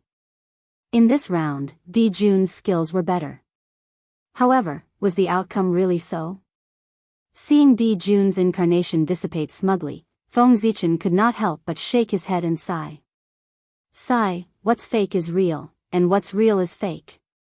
Brother Di Jun, you really have good methods. You actually deceived me. However, my incarnation's combat power is no different from my true body's. My incarnation is equivalent to another me. The Grand Pure One had the Three Pure Ones technique and could create 3 incarnations with the same combat power as him. This mystical ability could be said to be extremely heaven-defying. There were many cultivation techniques that could create incarnations in the primordial world. Basically, every great divine ability expert knew one. However, it was very rare for an incarnation like the Grand Pure One to have the same combat strength as his main body, let alone 3 at once. It was basically the only one in the primordial world. No one knew how the Grand Pure One came up with it. Feng Zichen had been coveting this mystical ability for a long time. Therefore, he had deduced for many years and developed such a mystical ability. However, although Feng Zichen's mystical ability could also create an incarnation with the same combat power as his true body, the number of incarnations he could create was 1 less than the Grand Pure One's 3 pure ones. The other party could create 3, but he could only create 2. There were 2 states of Hongmeng's qi. One was the state of Hongmeng, the beginning of everything. The other was the state of giving birth to everything and being everywhere. Based on these 2 changes, Feng Zichen created 2 incarnations with the same combat power as his true body. And the clones he had sent out were these 2. So what if he fell for it? Di Jun still could not escape from his grasp. It was also because Di Jun had fallen for too long. The times had changed several times and he could not keep up with the times. The world was regressing, but those with great mystical abilities were constantly improving. The mystical abilities had become much more mysterious than during the Lich Demon era. Di Jun did not understand the situation, so it was normal for him to be defeated by Feng Zichen. Outside the Fall Mountains, Emperor Jun looked at Feng Zichen, who was besieging him, in disbelief. At this moment, Feng Zichen's strength was 30% stronger than when he faced the primordial fiend Celestial. This meant that he did not use his full strength at that time. Feng Zichen was cautious by nature and never revealed his full strength in front of others. He would always keep a trump card for emergencies. Those who had seen Feng Zichen's full strength were all dead. When he fought with the primordial fiend Celestial, Di Jun was beside him. How could Feng Zichen use his full strength? At this moment, in order to deal with Di Jun, he used his full strength. Feng Zichen, who used his full strength, was stronger than Di Jun. Not to mention, there were two Feng Zichen. In addition, Di Jun was not in a good state. Naturally, he was beaten back and fell into a disadvantage. Soon, Di Jun was seriously injured by the two Feng Zichen. It was also at this moment that Feng Zichen's original body rushed over after dealing with Di Jun's incarnation. "Brother Di Jun, I'm here to send you on your way," Feng Zichen shouted from afar. Di Jun could not defeat one Feng Zichen, let alone three Feng Zichen. If they really fought, Di Jun felt that Shiho was already waving at him. "Ziwei, you're ruthless. Poor Wei lost this round, but don't be too proud. It's a small world, and we'll regret it someday. Poor Wei will not lose the next round." Di Jun was also a decisive person. Seeing that the situation was not good for him, he did not hesitate and directly killed himself and gave up on this body. This body was, of course, not Di Jun's original body. It was the reincarnation that he had high hopes for. Although it was a pity to give it up now, after all, it was not easy to cultivate to the level of the half-step Taoist priests. But if he gave it up now, he could protect his innate true spirit and would not fall into the hands of Feng Zichen. In this way, it was not too much of a pity. After all, it was just an incarnation. Even if it was a reincarnation, it was not as important as his own innate true spirit. Good fellow, this Di Jun is also a ruthless person. Feng Zichen couldn't help but click his tongue as he looked at Di Jun's incarnation that was transforming into the Tao in front of him and returning to the world. What was decisive? This was it. In order not to leave anything behind for Feng Zichen, Di Jun chose to transform into the Tao and return to the world. In this way, all of his things returned to the world, leaving nothing behind for Feng Zichen. However, Feng Zichen did not care about Di Jun's things. What he cared about was Di Jun as a person. As long as Di Jun left, everything would be fine. Feng Zichen waited for a while. After confirming that Di Jun had completely returned to the world, he carefully searched the ancient Baron's continent several times. He only felt relieved when he could not find any traces of Di Jun. With Di Jun gone, the following matters were much simpler. Feng Zichen could also deal with the primordial demon god with peace of mind. With a flash, Feng Zichen once again appeared outside the fallen dragon mountain range. However, this time, he did not rashly go underground. Instead, with the fallen dragon mountain range as the center, he set up a peerless array that sealed the sky and locked the earth, cutting off all the spiritual energy and earth veins in the fallen dragon mountain range. As soon as the sealed sky and locked earth array was completed, the spiritual energy in the fallen dragon mountain range disappeared at a speed visible to the naked eye. The power of the earth veins was also constantly dispersing.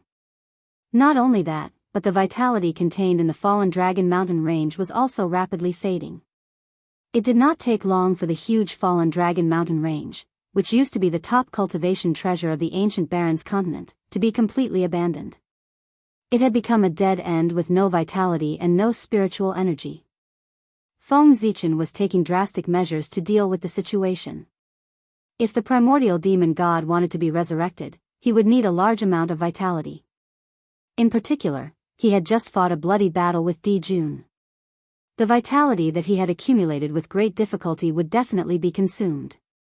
At this time, he would need a large amount of vitality and spiritual energy to make up for his consumption.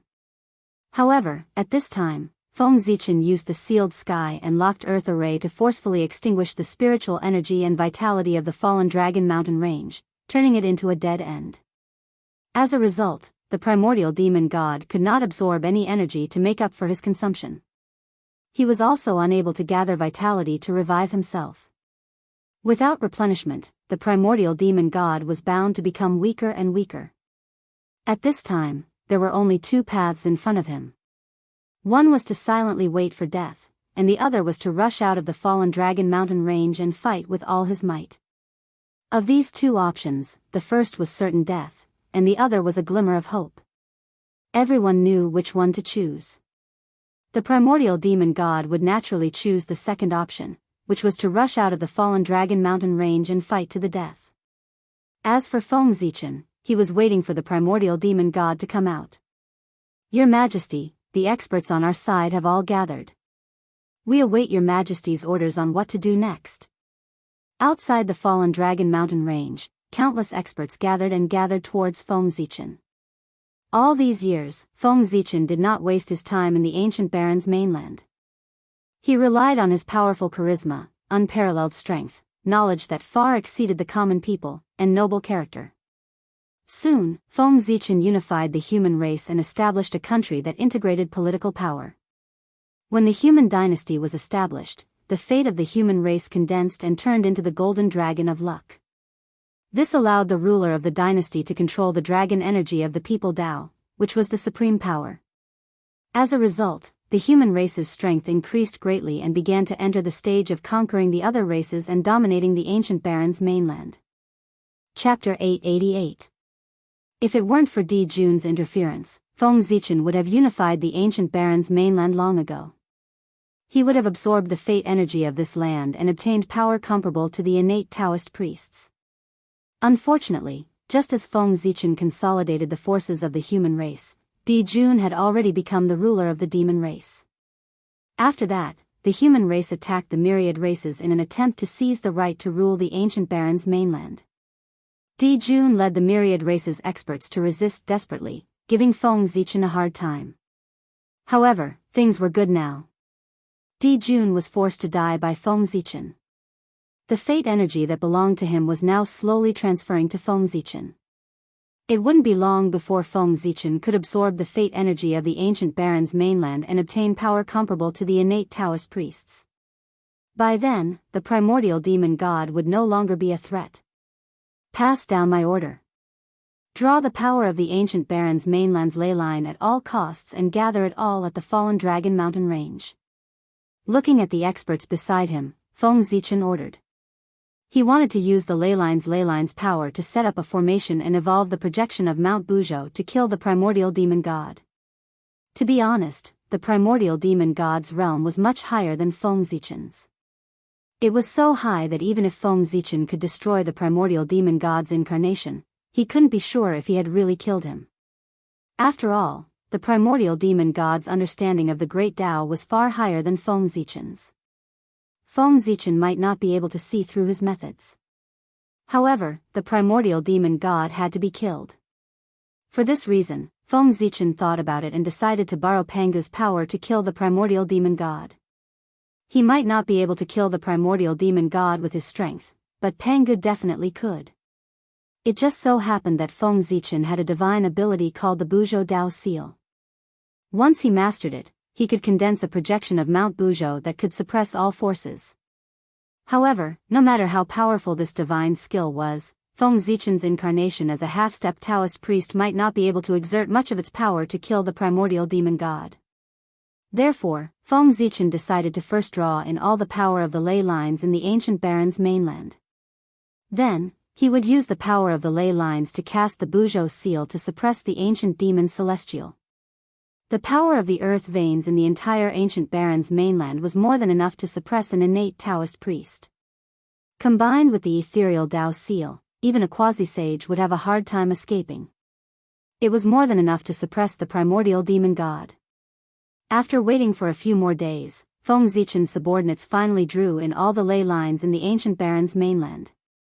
At the same time, the providence that had gathered on Di Jun had been transferred to Feng Zichen. With the providence of the ancient baron's mainland, Feng Zichen's strength had increased tremendously. He had truly stepped into the realm of the innate Taoist priests and became a powerful figure. "All of you can leave now." Feng Zichen was afraid that these experts would be affected by the battle between him and the primordial demon god if they continued to stay here. Therefore, he asked them to leave first. Then, Feng Zichen's body swayed and transformed into two incarnations. They stayed on the spot to draw in the ley lines and set up the array. His original body went underground again to try to hold the primordial demon god back. It would take time to integrate the ley lines. During this time, if the primordial demon god sensed that something was wrong and wanted to sneak away, Feng Zichen might not be able to stop him. Therefore, Feng Zichen was determined to go underground personally to hold the primordial demon god back and not let him leave. He wanted to buy time for his incarnations to integrate the ley lines. Boom! Feng Zichen had just arrived underground. Before he could do anything, the primordial demon god, who had been lurking for a long time, had already charged towards him. Lowly ant, how dare you provoke me again and again? You deserve to die. The moment the voice was heard, several powerful dragon auras turned into long whips and lashed towards Feng Zichen. Long whips, this superpower could no longer be described as simple. It could only be described as crude. However, such a crude superpower was extremely powerful. Even though Feng Zichen had the strength of the Taoist priests, he did not dare to take it head-on. Is this the strength of the overlord of the chaos demon gods? He's truly achieved the simplicity of the great Tao. It's clearly just an ordinary long whip, but it seems to contain thousands of variations. It feels more dangerous and powerful than any other superpower. Feng Zichen sighed as he dodged the superpower. However, after dodging a few times, the long whip seemed to have locked onto Feng Zichen. No matter how he dodged, he could not escape. Wisps of Hongmeng aura fell and formed a purple Dao bell around Feng Zichen. The long whip struck the Dao bell with a loud clang, but it did not break through Feng Zichen's defense. However, in the next moment, even more whips lashed out, striking the purple Dao bell one after another. Clang, clang, clang. Very soon, tiny cracks appeared on Dao bell's body, and they continued to expand. Seeing this, Feng Zichen made a prompt decision and detonated the purple Dao bell. In an instant, boundless Yuan Meng Qi surged out and violently collided with the long whip that was swinging over. Both were destroyed at the same time. At the same time, Feng Zichen's figure flashed and the Hongmeng sword that had already been reassembled appeared in his hand. He arrived in front of the primordial demon god and viciously pierced the space between his eyebrows. There was a sword mark in the space between the primordial demon god's eyebrows. It was left by Feng Zichen. The primordial demon god was still in a state of death. In other words, before he was resurrected, the injuries on his body would not be healed. Therefore, the sword mark that Feng Zichen left on the primordial demon god's forehead would not heal in a short period of time. This was also the primordial demon god's weakness. An even stronger sword light than before shot out from Feng Zichen's hand and pierced towards the sword mark in the space between the primordial demon god's eyebrows. At this time, the primordial demon god roared, "Ant, how dare you!" Feng Zichen's speed was so fast that the primordial demon god did not even have time to react before he appeared beside him. Or rather, the primordial demon god did not react on purpose and allowed Feng Zichen to come to his side. The primordial fiend celestial didn't even try to dodge. He completely ignored the sword light and allowed it to sink into his forehead before disappearing without a trace. Not good. Seeing this, Feng Zichen knew that something was wrong and hurriedly retreated. Unfortunately, it was too late. A faint light that seemed to merge with the void silently shot towards Feng Zichen. Recognizing that the faint light was the primordial demon god's remaining chaotic true spirit, Feng Zichen did not dare to be careless and quickly pushed his strength to the limit. Rumble. Boundless Hongmeng energy gushed out from Feng Zichen's body and turned into a large purple bell that blocked in front of him. However, he did not expect that the wisp of dim light would shatter the primordial chaos Dao bell with just a light collision. The next moment, the Hongmeng energy on Feng Zichen's body changed again and turned into a purple vortex that emitted a powerful suction force. It was as if it wanted to assimilate everything and return the world to Hongmeng. This primordial demon god wants to possess me. At this time, Feng Zichen also realized that the primordial demon god wanted to possess him. Indeed, possessing Feng Zichen was the best choice for the primordial demon god. He had been injured by Di Jun and Feng Zichen, and more than half of the vitality that he had accumulated with great difficulty was destroyed by the two of them. Now, the primordial demon god had been hit by Feng Zichen's sword and his last remaining vitality had been completely destroyed. There was no hope for him to be resurrected. Therefore, the primordial demon god's vitality had been destroyed and there was no hope for him to be resurrected. If he wanted to return to this world, possessing Feng Zichen was the best choice. "Ant, merge with me and become a part of me. This will be the greatest honor of your life." The primordial demon god's tempting voice came from the faint light. Then, the faint light's speed increased again and it directly crossed the void and appeared in front of Feng Zichen. Around Feng Zichen, the vortex formed by the aura of Hongmeng did not affect the primordial demon god in the slightest. No, it was not that it did not affect the primordial demon god. In Feng Zichen's perception, the primordial demon god that appeared in front of him was much weaker than before. Obviously, the primordial demon god had paid a heavy price in order to break through the seal of the Hongmeng vortex. Whoosh! Silently, the Hongmeng sword swept across the void and slashed at the primordial demon god in front of Feng Zichen. "Brat, your body is mine now," said Yi Futian. The primordial demon god was a decisive person and knew that he could not retreat at this time. Therefore, he charged into Feng Zichen's consciousness at the cost of being hit by the Hongmeng sword. Hongmeng. Hongmeng. Hongmeng. The moment the primordial demon god charged into his consciousness, Feng Zichen knew that something was wrong and did not dare to hesitate. He immediately visualized Hongmeng in his consciousness. In an instant, Feng Zichen's consciousness became as empty as Hongmeng. There was no time, no space, no up, down, left, right, or anything else. All that was left was a boundless purple. Hongmeng? I didn't expect that in the future, there would be someone who could cultivate the Tao of Hongmeng. What an amazing creation. It's a pity that your strength is still too low. If you cultivate to the creation realm, with the aura of Hongmeng in your consciousness, even if you can't refine me, you can still drive me out of your consciousness. What a pity, you're only in the Daluo realm. This good fortune is destined to benefit me. After pretending to sigh with emotion, the primordial demon god raised his hand and was about to use his divine power to break Feng Zichen's Hongmeng aura. But before he could make a move, Feng Zichen's two avatars on the ground finally integrated all the power of the ley lines, twisted it into one, and blasted it towards the fallen dragon mountain range. Underground, Feng Zichen sensed it and directly dispersed the aura of Hongmeng, and turned to visualize Mount Buzhou. In an instant, Feng Zichen's consciousness changed. The aura of Hongmeng that filled the sky disappeared without a trace in the blink of an eye, and was replaced by a towering ancient sacred mountain. Pangu. Mount Buzhou. As Panga's mortal enemy, the primordial demon god recognized Mount Buzhou. Therefore, the moment he saw Mount Buzhou, he said the name of this mountain. Then, a bad premonition came over him. Without thinking, the primordial demon god wanted to retreat and leave Feng Zichen's consciousness. But it was too late. The aura of the ley lines that blasted towards the fallen dragon mountain range began to condense the moment it sensed Mount Buzhou's Daoist rhymes. In an instant it turned into a huge mountain, which was somewhat similar to Mount Buzhou.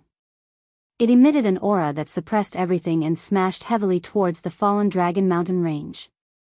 Rumble. With a shocking roar, Feng Zichen and the primordial demon god in his consciousness were suppressed by the aura of Mount Buzhou. They could not move and lost all consciousness. After an unknown period of time, everything calmed down. The original location of the fallen dragon mountain range had completely disappeared.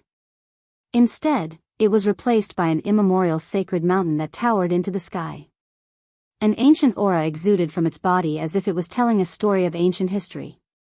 This mountain was Mount Buzhou, which was formed by combining the aura of the ley lines of the entire ancient Baron's mainland. It had the ability to suppress the earth and stabilize the ley lines.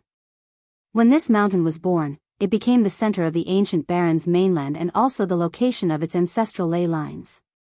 Feng Zichen and the primordial demon god were suppressed under this mountain and completely lost consciousness. When the sacred mountain was completely formed, Feng Zichen's two avatars quietly disintegrated and turned into two clouds of Hongmeng aura. They disappeared under the mountain and surged towards Feng Zichen. With the return of the avatars, Feng Zichen regained consciousness. Then, he saw that his entire body, whether it was his physical body or his true spirit, had turned into wisps of Hongmeng aura. They flowed down Mount Buzhou like water. As for the primordial demon god, he left him where he was. How dare you steal my body? If you didn't steal my body, I wouldn't have had the confidence to capture you alive.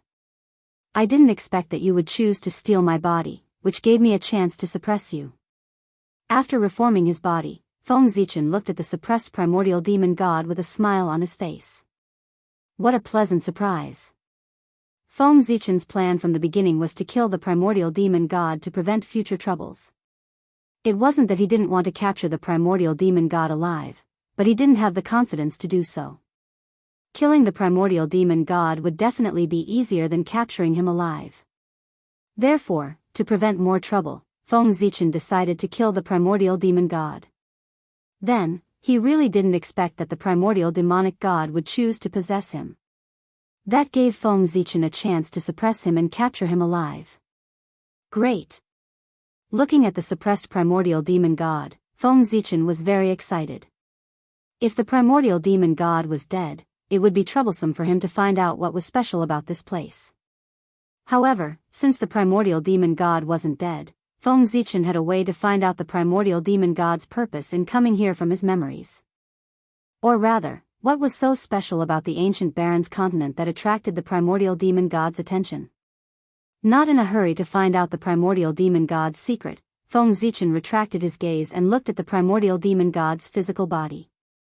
P.S. What an unlucky day. My pants are useless and I lost $70. Chapter 889. With the blessing of luck, Feng Zichen's strength was comparable to the Khanate Taoist priests. But in fact, his realm was still that of a half-step Taoist priests.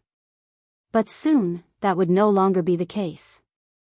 As long as he refined the body of the primordial demon god, Feng Zichen would be able to prove his Tao and achieve the realm of the Daluo Taoist priests. Thinking of this, Feng Zichen no longer hesitated. Hongmeng Qi surged out from his body and condensed into a giant purple cauldron. It swallowed the primordial demon god's body and slowly refined it. In a flash, 10 years had passed. On this day, the giant purple cauldron in front of Feng Zichen suddenly exploded and turned back into Hongmeng Qi. It flowed back into his body. However, this Hongmeng Qi was stronger than before in terms of quantity and quality. The primordial demon god's body had been assimilated by this Hongmeng Qi, so its quality was better. It became the resource for Feng Zichen to advance to the Khanate Taoist priests. Rumble. As the Hongmeng Qi flowed back, Feng Zichen's aura skyrocketed at a speed visible to the naked eye. It didn't take long for him to break through the boundary of the Dao Lord level and reach the level of the Taoist priests. Because it was a recultivation, Feng Zichen didn't need to transcend the long river of fate. He only needed to reach a certain realm and he could naturally break through. As for the 3 tribulations of Dao affirmation, they didn't exist. Other than Feng Zichen, no one had heard of anyone cultivating the Dao of Hongmeng. Naturally, there was no tribulations of Dao affirmation. Boom! An extremely powerful aura suddenly erupted from Feng Zichen's body. In an instant, it swept across the entire ancient Baron's continent. However, before the experts could find the source of this aura, Feng Zichen had already restrained all of his aura and became ordinary again. He had attained the Tao. Just like that, Feng Zichen became a Khanate Taoist priest. After becoming stronger, Feng Zichen finally had the confidence to find out the primordial demon god's purpose. Primordial demon god, let me see what your purpose is for coming to the ancient Baron's continent at all costs.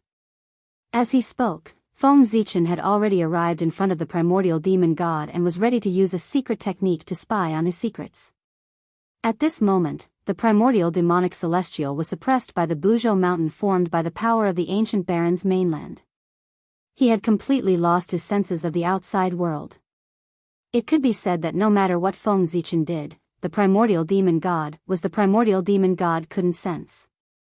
But in order to be safe, Feng Zichen first used the primordial qi to weaken the primordial Fian celestial's true spirit until it was as thin as a gossamer. Only then did Feng Zichen stop. appear. In front of the primordial demon god's true spirit, Feng Zichen formed a seal with his hands. The Hongmeng's qi surged and condensed into a purple mirror in front of him. This was the Hongmeng treasure mirror, Feng Zichen's self-created superpower. The mirror's light was faint and traced back to the origin. It could reflect the past, present, and future. It could reflect everything in the world. Whoosh! The Hongmeng treasure mirror emitted a purple Tao light and slowly sank into the primordial demon god's true spirit. Immediately, all of the primordial demon god's memories after he came to the three realms were clearly reflected and presented one by one in the Hongmeng treasure mirror. However, Feng Zichen looked at the primordial demon god's memories several times. He couldn't find his purpose in coming to the ancient Baron's continent. It was as if he had really entered this place by mistake. How is this possible? How can there be nothing? After looking at it a few more times, Feng Zichen still couldn't find anything. Good, very good. The ancient Baron's continent indeed has a huge secret. It's so big that even the primordial demon god has to be extremely cautious.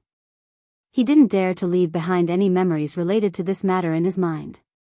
Feng Zichen certainly didn't think that the primordial demon god had really entered this place by mistake.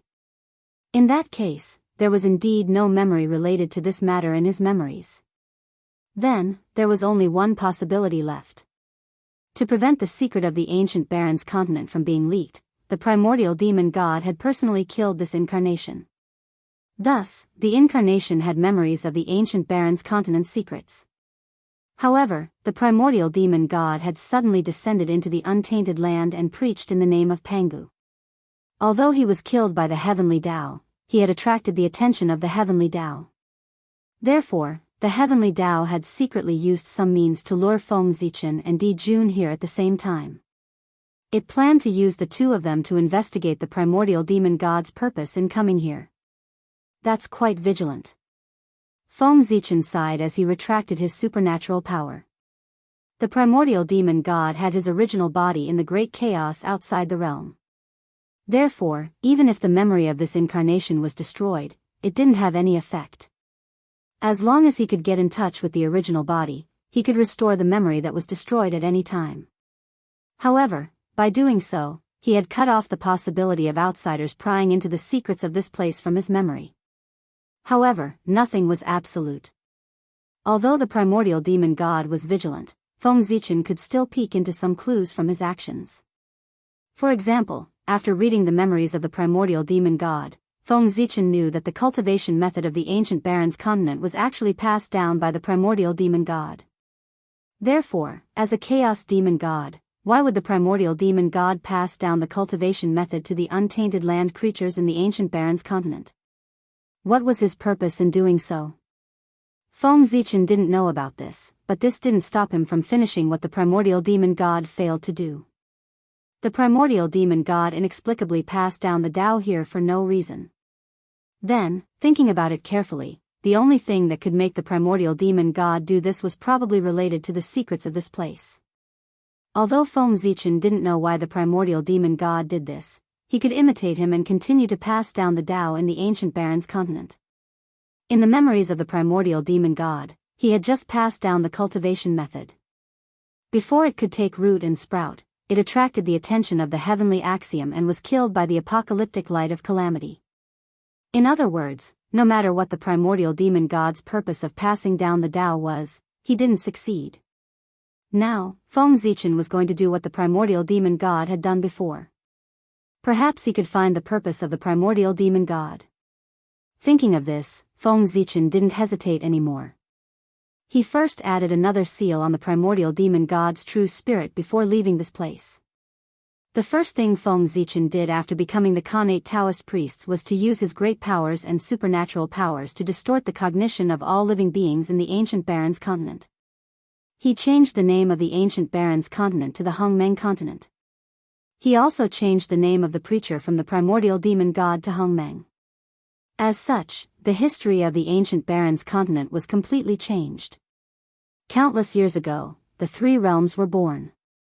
There was the heavenly realm in the sky, the netherworld realm on the ground, and the human realm in between. The human realm had the 5 major continents as the main body. It was vast and boundless, and the spiritual energy was abnormally dense. It was a holy land for cultivation. In addition to the 5 major continents, there were many small islands floating in the vast ocean. The Hongmeng continent was one of these countless small islands.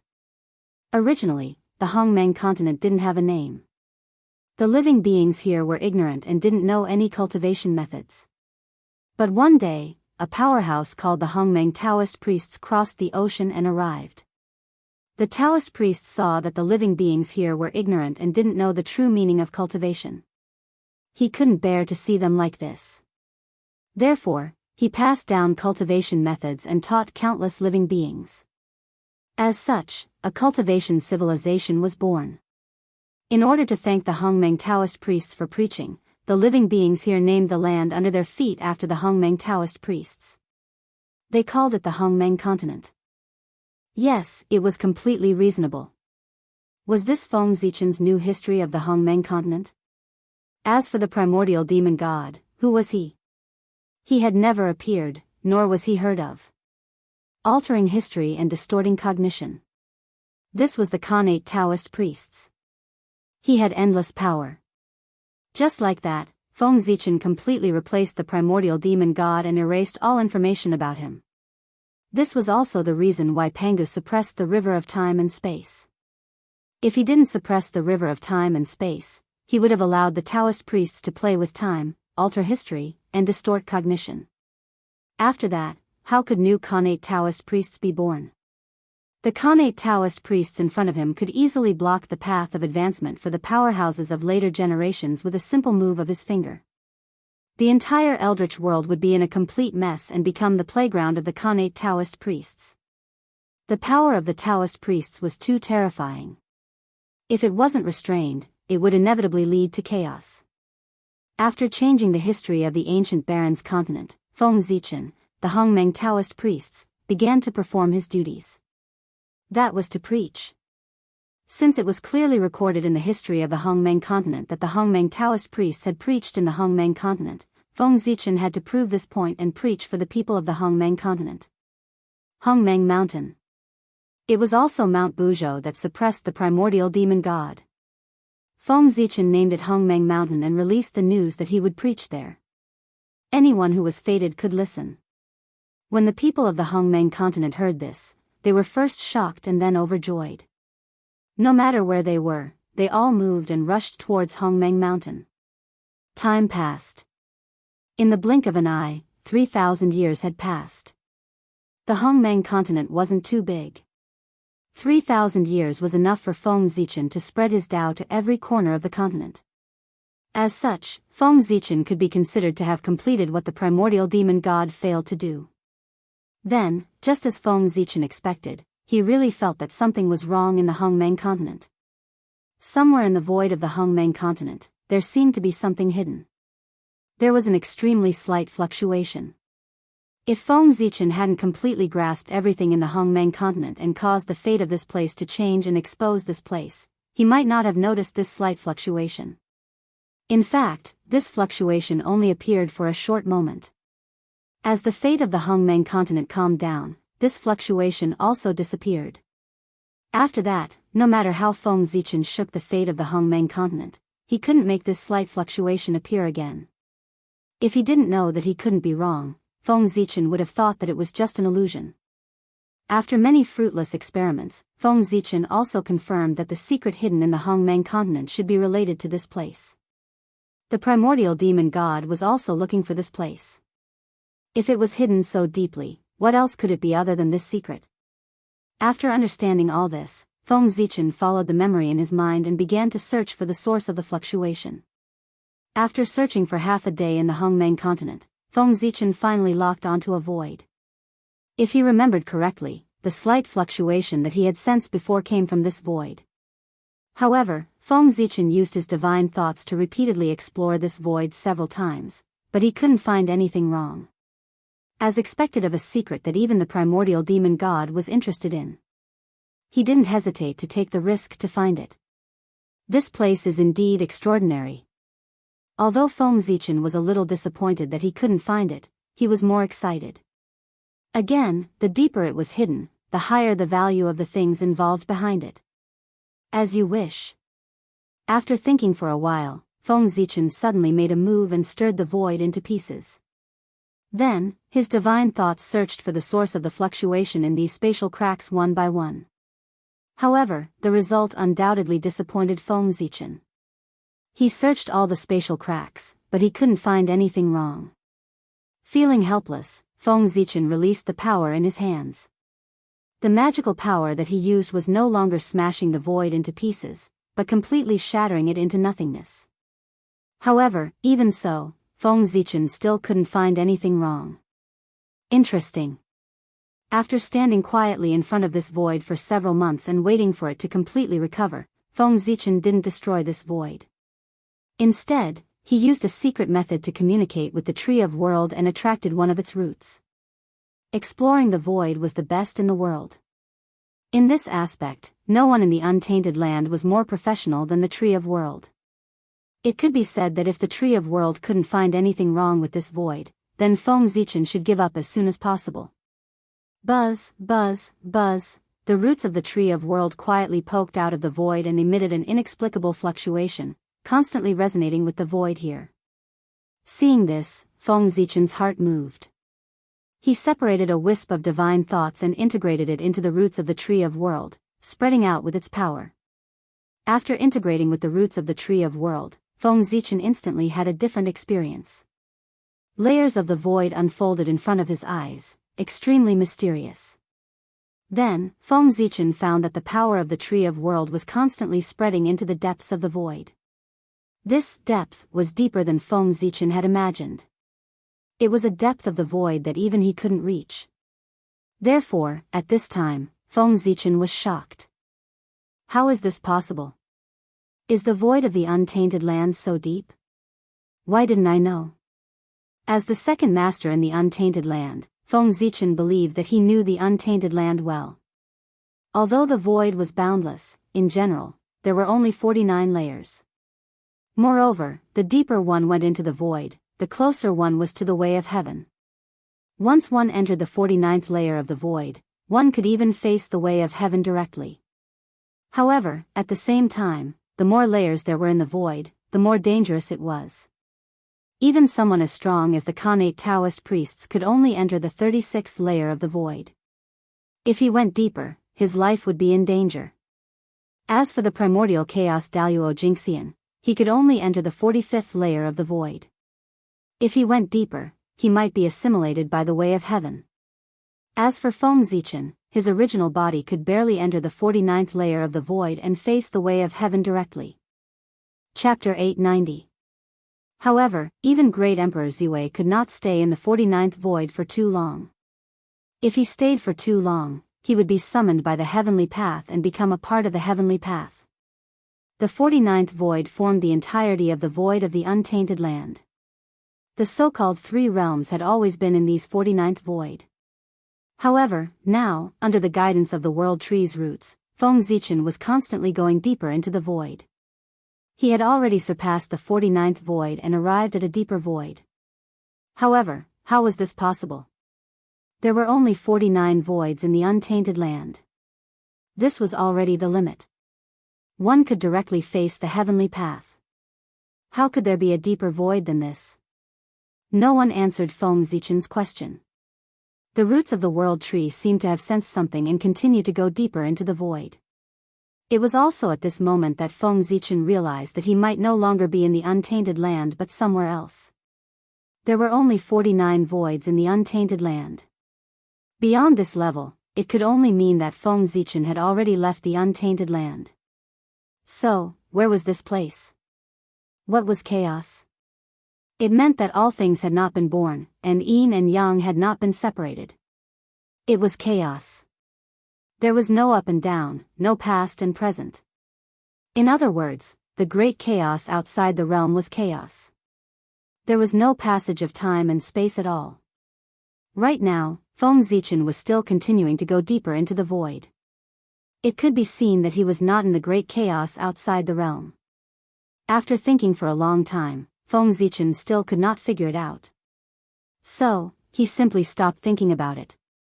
Since he was already here, he might as well make the best of it.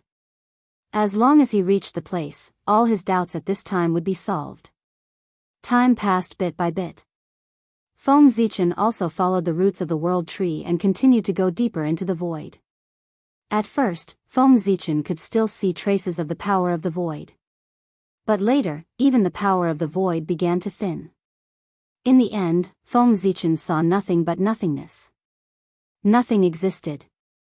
After an unknown period of time, at a certain moment, a ray of light suddenly appeared in front of Feng Zichen's eyes. At the same time, his heart throbbed inexplicably.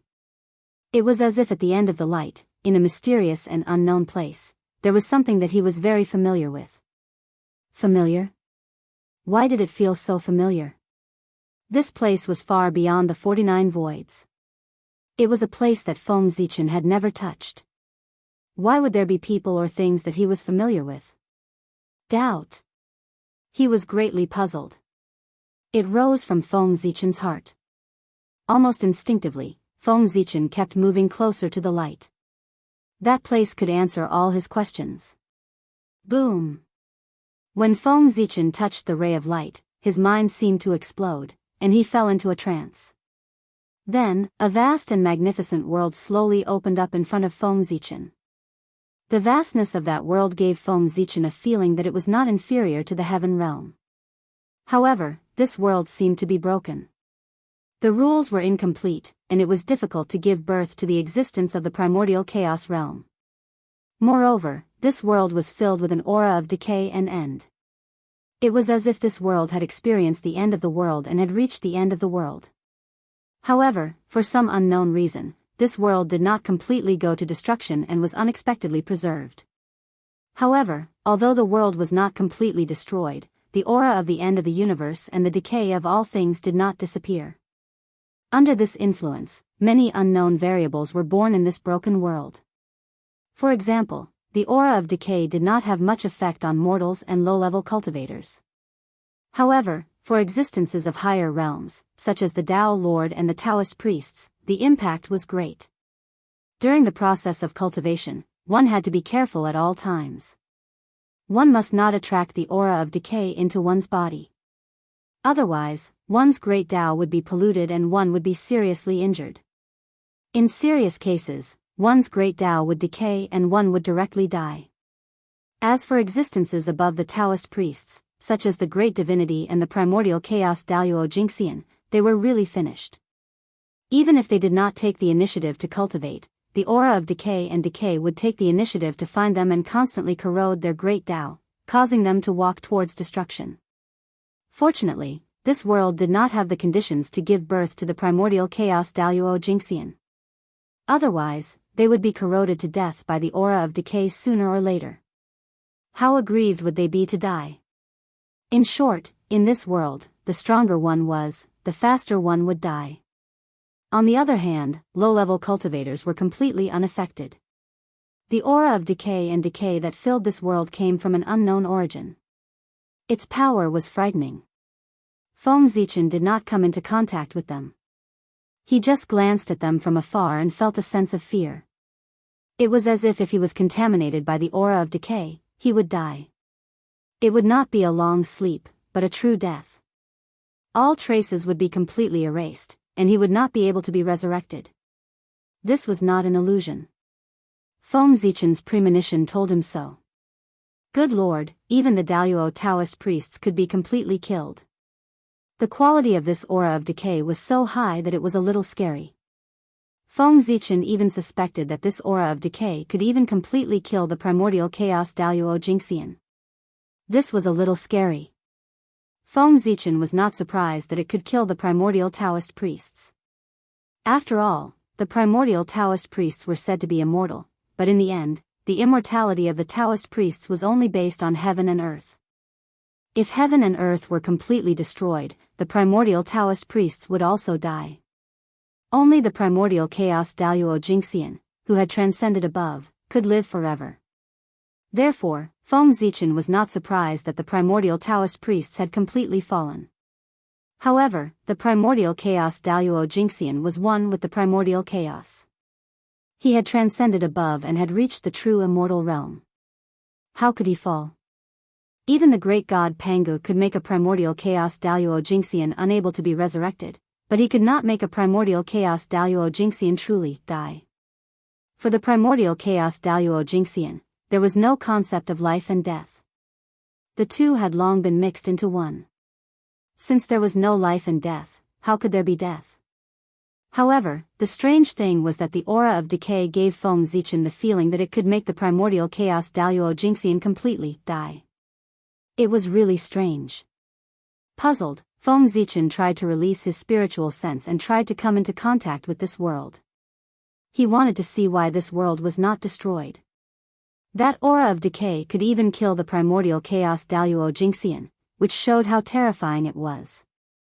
Even so, the world before Feng Zichen's eyes was filled with this kind of destructive power, but it was not destroyed. Instead, it existed perfectly fine. This situation gave Feng Zichen a feeling that it was even stranger than the aura of decay that could kill the primordial chaos Daluo Jinxian. It did not make sense. Since that power could kill the primordial chaos Daluo Jinxian, its quality must be extremely high. Destroying a world was not easy. It could be done easily. After all, destroying a world was much easier than killing the primordial chaos Daluo Jinxian. However, the current situation was that under that destructive power, the primordial chaos Daluo Jinxian had died, but the world was safe and sound. This meant that there was a power that Feng Zichen could not see that was protecting this world, so that it was not affected by the aura of decay and was completely destroyed. Even the power that was enough to kill the primordial chaos Daluo Jinxian could not do anything to that power. This meant that the power that protected this world must be terrifyingly strong. It was a power that Feng Zichen could not understand.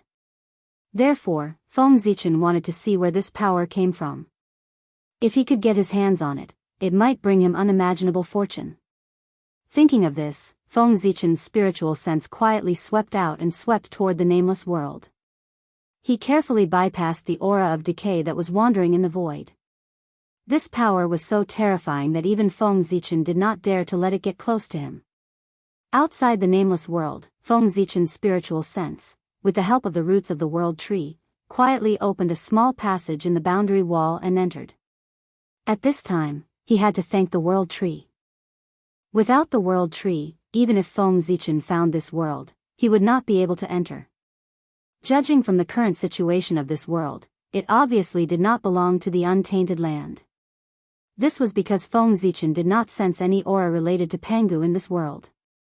This was a completely unfamiliar world. Even the way the rules operated was completely different from the untainted land. Since this world did not belong to the untainted land, Feng Zichen was an outsider to this world. In layman's terms, Feng Zichen from the outside world was an extraterrestrial demon and was not welcomed by this world. If he rashly barged in, he would definitely be targeted by the will of this world and expose himself. However, with the world tree, everything was different. The world tree had the ability to communicate with all worlds. No matter which world it was, it would not have any defenses against it. It could easily enter. Thanks to the world tree, Feng Zichen could also silently sneak into this world. After entering this nameless world, Feng Zichen did not wander around. Instead, he released his spiritual sense and tried to communicate with the rules of this world to learn the basic situation of this place. Asking for directions was something that only low-level cultivators would do. Experts would directly communicate with the heavens and earth to obtain the information they wanted. Using the world tree's disguise, Feng Zichen successfully deceived the rules of this world. He began to search for the information he needed from this world. First, it was the origin of this world. He tried to use his supernatural power to look back on the past of this world. Then, Feng Zichen discovered that he had failed. This world did not have a past. It was completely destroyed by the aura of the end. Feng Zichen looked back and saw the endless tide of destruction. He was so scared that he did not dare to investigate further and quickly retreated. Then, Feng Zichen tried to check on the native creatures here. This time, he did not encounter any problems and succeeded easily. Then, Feng Zichen saw that in this world, there were temples, heavens, hell, and divine mountains. Then, Feng Zichen's expression became strange. Guess what he saw? He actually saw angels, demons, giants, dragons, elves, and a series of races that were both familiar and unfamiliar. Although it was familiar, Feng Zichen had often heard of them in his previous life. Although it was unfamiliar, it was indeed unfamiliar because he had only heard of them but had never really seen them. But at this moment, he really saw them. This world is really strange. It's a bit like the mythical world recorded in the Western legends in my previous life. Looking at these familiar and unfamiliar creatures, Feng Zichen's expression became more and more strange. As a curious person, Feng Zichen was naturally curious about whether creatures like angels and elves really existed. Therefore, for a period of time, Feng Zichen had used his supernatural power to check the world of the primitive world, trying to find traces of such creatures. However, the world had been destroyed several times, and Feng Zichen did not find any elves, dragons, or the like. At that time, he still felt strange. Why didn't elves exist in the primitive world, but there were legends of them in the future? Then, as time passed, Feng Zichen saw similar creatures in some worlds in the realm sea, which solved the doubts in his heart. It turned out that they were not in the primitive world, but in the realm sea. But now, Feng Zichen actually saw the creatures of Western mythology in a world far away from the primitive world. He could not help but be surprised. Why would these Western creatures appear in this world? Moreover, what was the origin of this world? This world should have nothing to do with the Chaos Demon God. Feng Zichen guessed so. Because, if this world was related to the Chaos Demon God, the Primordial Demon God would not spend so much effort to find this place. The Primordial Demon God was so secretive, which could only mean one thing: the existence of this world was also a secret among the Chaos Demon Gods. He did not want the other Chaos Demon Gods to know about the existence of this world. The Primordial Demon God wanted to swallow the creation of this world alone. But, what was the creation of this world?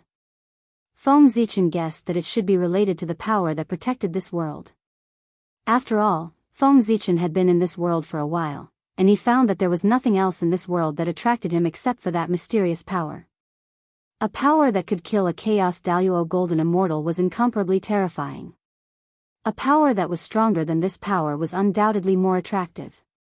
The Primordial Demon God should have come for this. Thinking of this, Feng Zichen wished that he could capture the Primordial Demon God and interrogate him.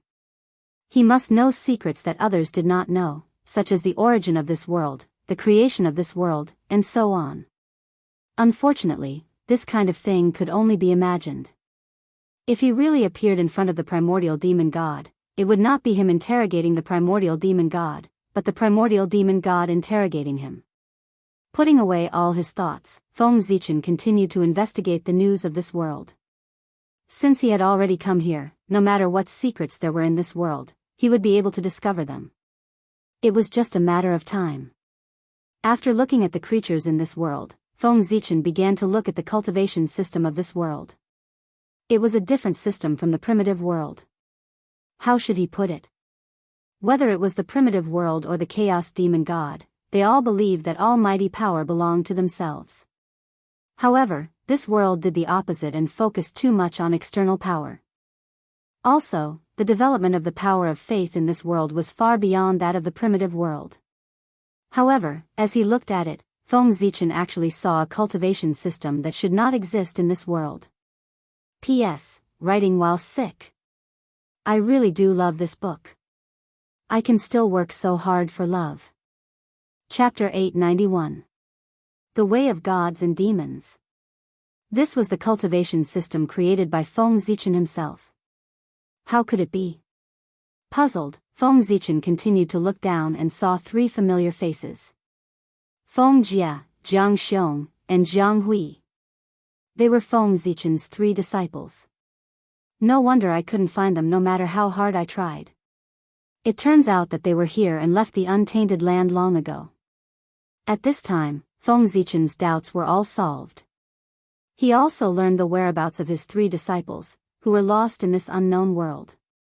Who is it? Between heaven and earth, there was a sudden roar. Immediately, the power of heaven and earth rolled over like a wave and rushed toward Feng Zichen. It was Feng Zichen who accidentally found the whereabouts of his disciples. Under the agitation of his emotions, there was a flaw and a part of his aura was leaked, which was noticed by the masters in this world.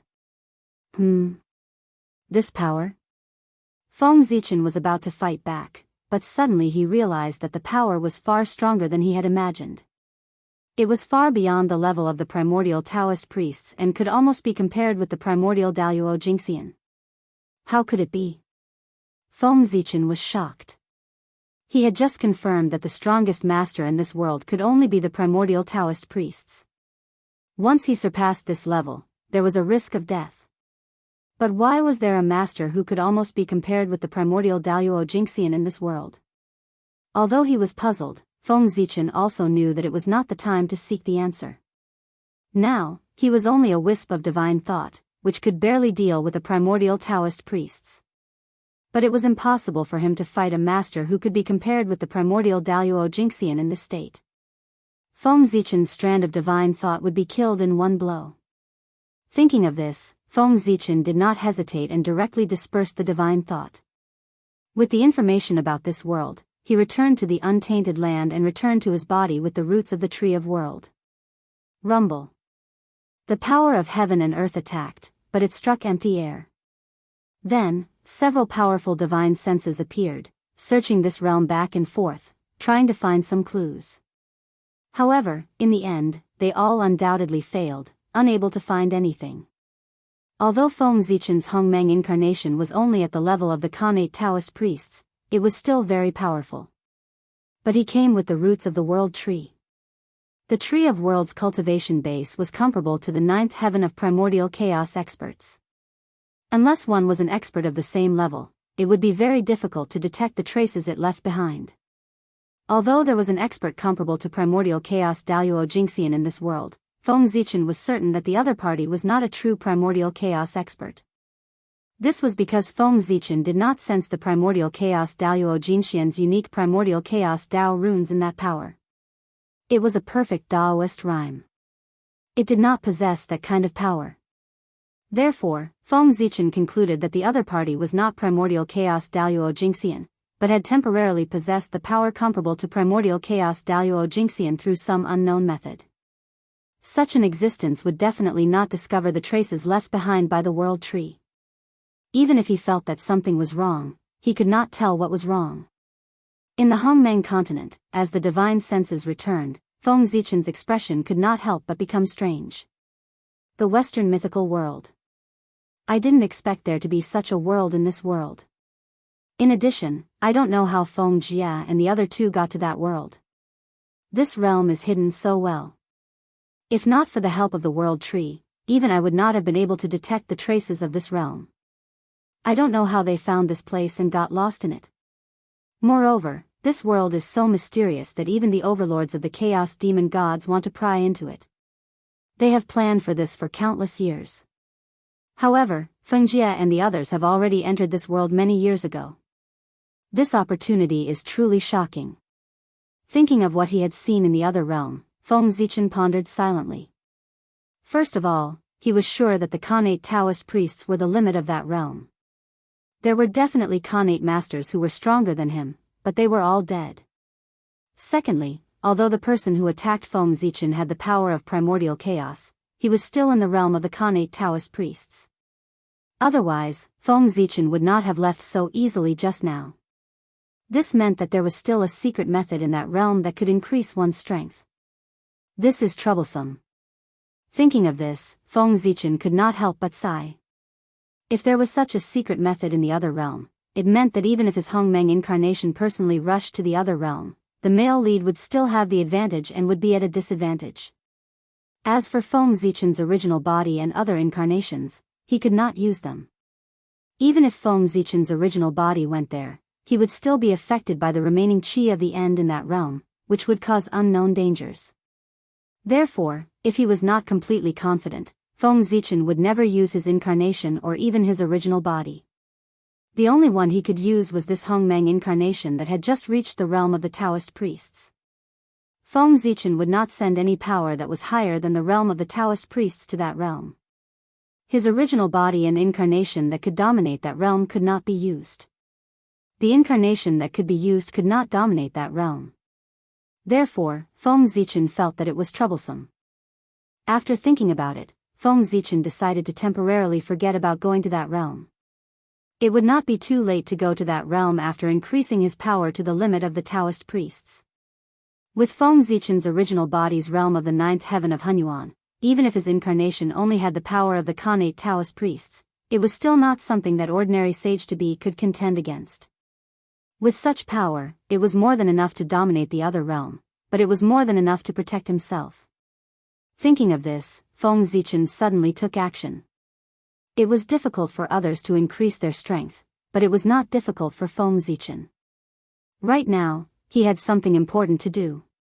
Once he succeeded, he would definitely be supported by the heavenly way, and his cultivation realm would skyrocket.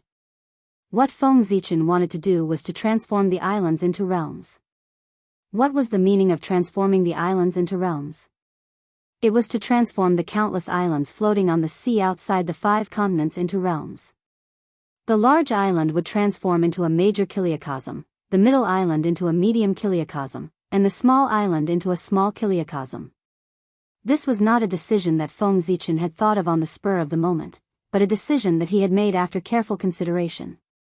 These small islands were said to be part of the human world like the 5 continents, but in fact, they were different from the 5 continents. The small islands and the 5 continents were simply 2 different worlds. This difference was not from a certain aspect, but from all aspects. In terms of cultivation foundation, the small islands were not as good as the 5 continents. In terms of Khanate spirit chi, the small islands were not as good as the 5 continents. Even the living beings born on the island were weaker than the 5 continents in terms of Khanate spirit chi. If that was all, it would be fine. The key was the attitude of the heavenly way. The heavenly way did not treat these small islands as part of the 3 realms. Not only did the destiny of the human world gather in the 5 continents, but there were very few living beings on those small islands who knew about the heavenly way. In other words, the heavenly way did not pay attention to those small islands at all. Its gaze had always been fixed on the 5 continents. As a result, most of the living beings on the island did not know about the existence of the heavenly way. The heavenly way's attitude was obvious. Feng Zichen had secretly pondered for many years and finally understood the heavenly way's plan. Perhaps it felt that these small islands were a burden and had weakened the prenatal energy of the 3 realms. If not for these small islands, all the prenatal energy would gather in the 5 continents. That would definitely cause more changes in the 5 continents. To the heavenly way, the 5 continents were already big enough. It was enough to have the living beings here to perform the Tao for it. There was no need for extra places like the small islands. After Feng Zichen understood the thoughts of the heavenly way, he naturally formulated a plan. He wanted to turn the islands into worlds and separate these small islands from the 3 realms, turning them into subsidiary worlds of the 3 realms. In this way, it would be an act of following the heavens and responding to the Tao. It was worthy of supreme merit and great luck. However, Feng Zichen's plan was not only that. It was just turning the islands into worlds.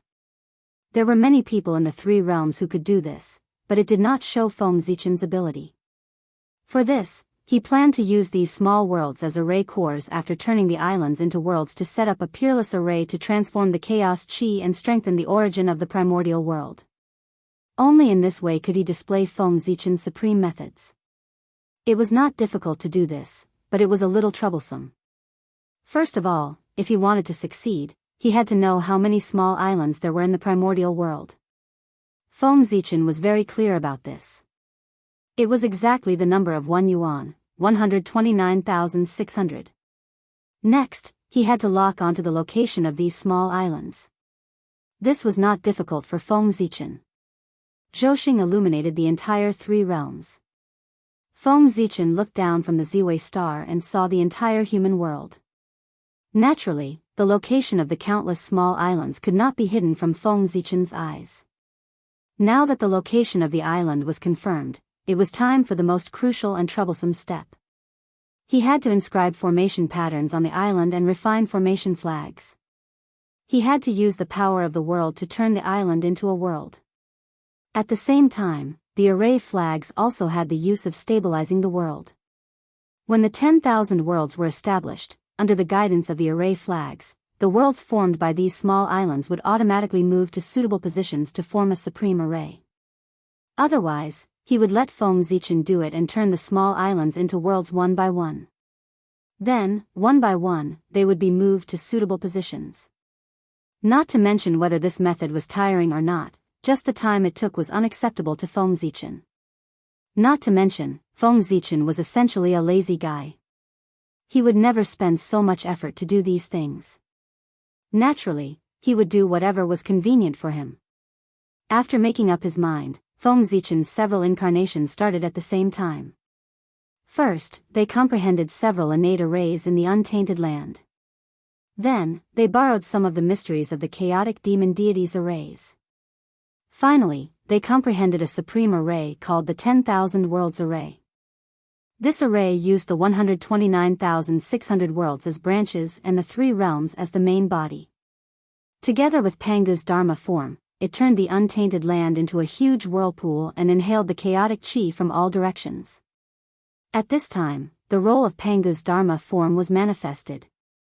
It was a huge converter that turned the chaotic chi into congenital chi and then scattered it into the 3 realms and the 129,600 small worlds. This idea had not deviated from Feng Zichen's philosophy.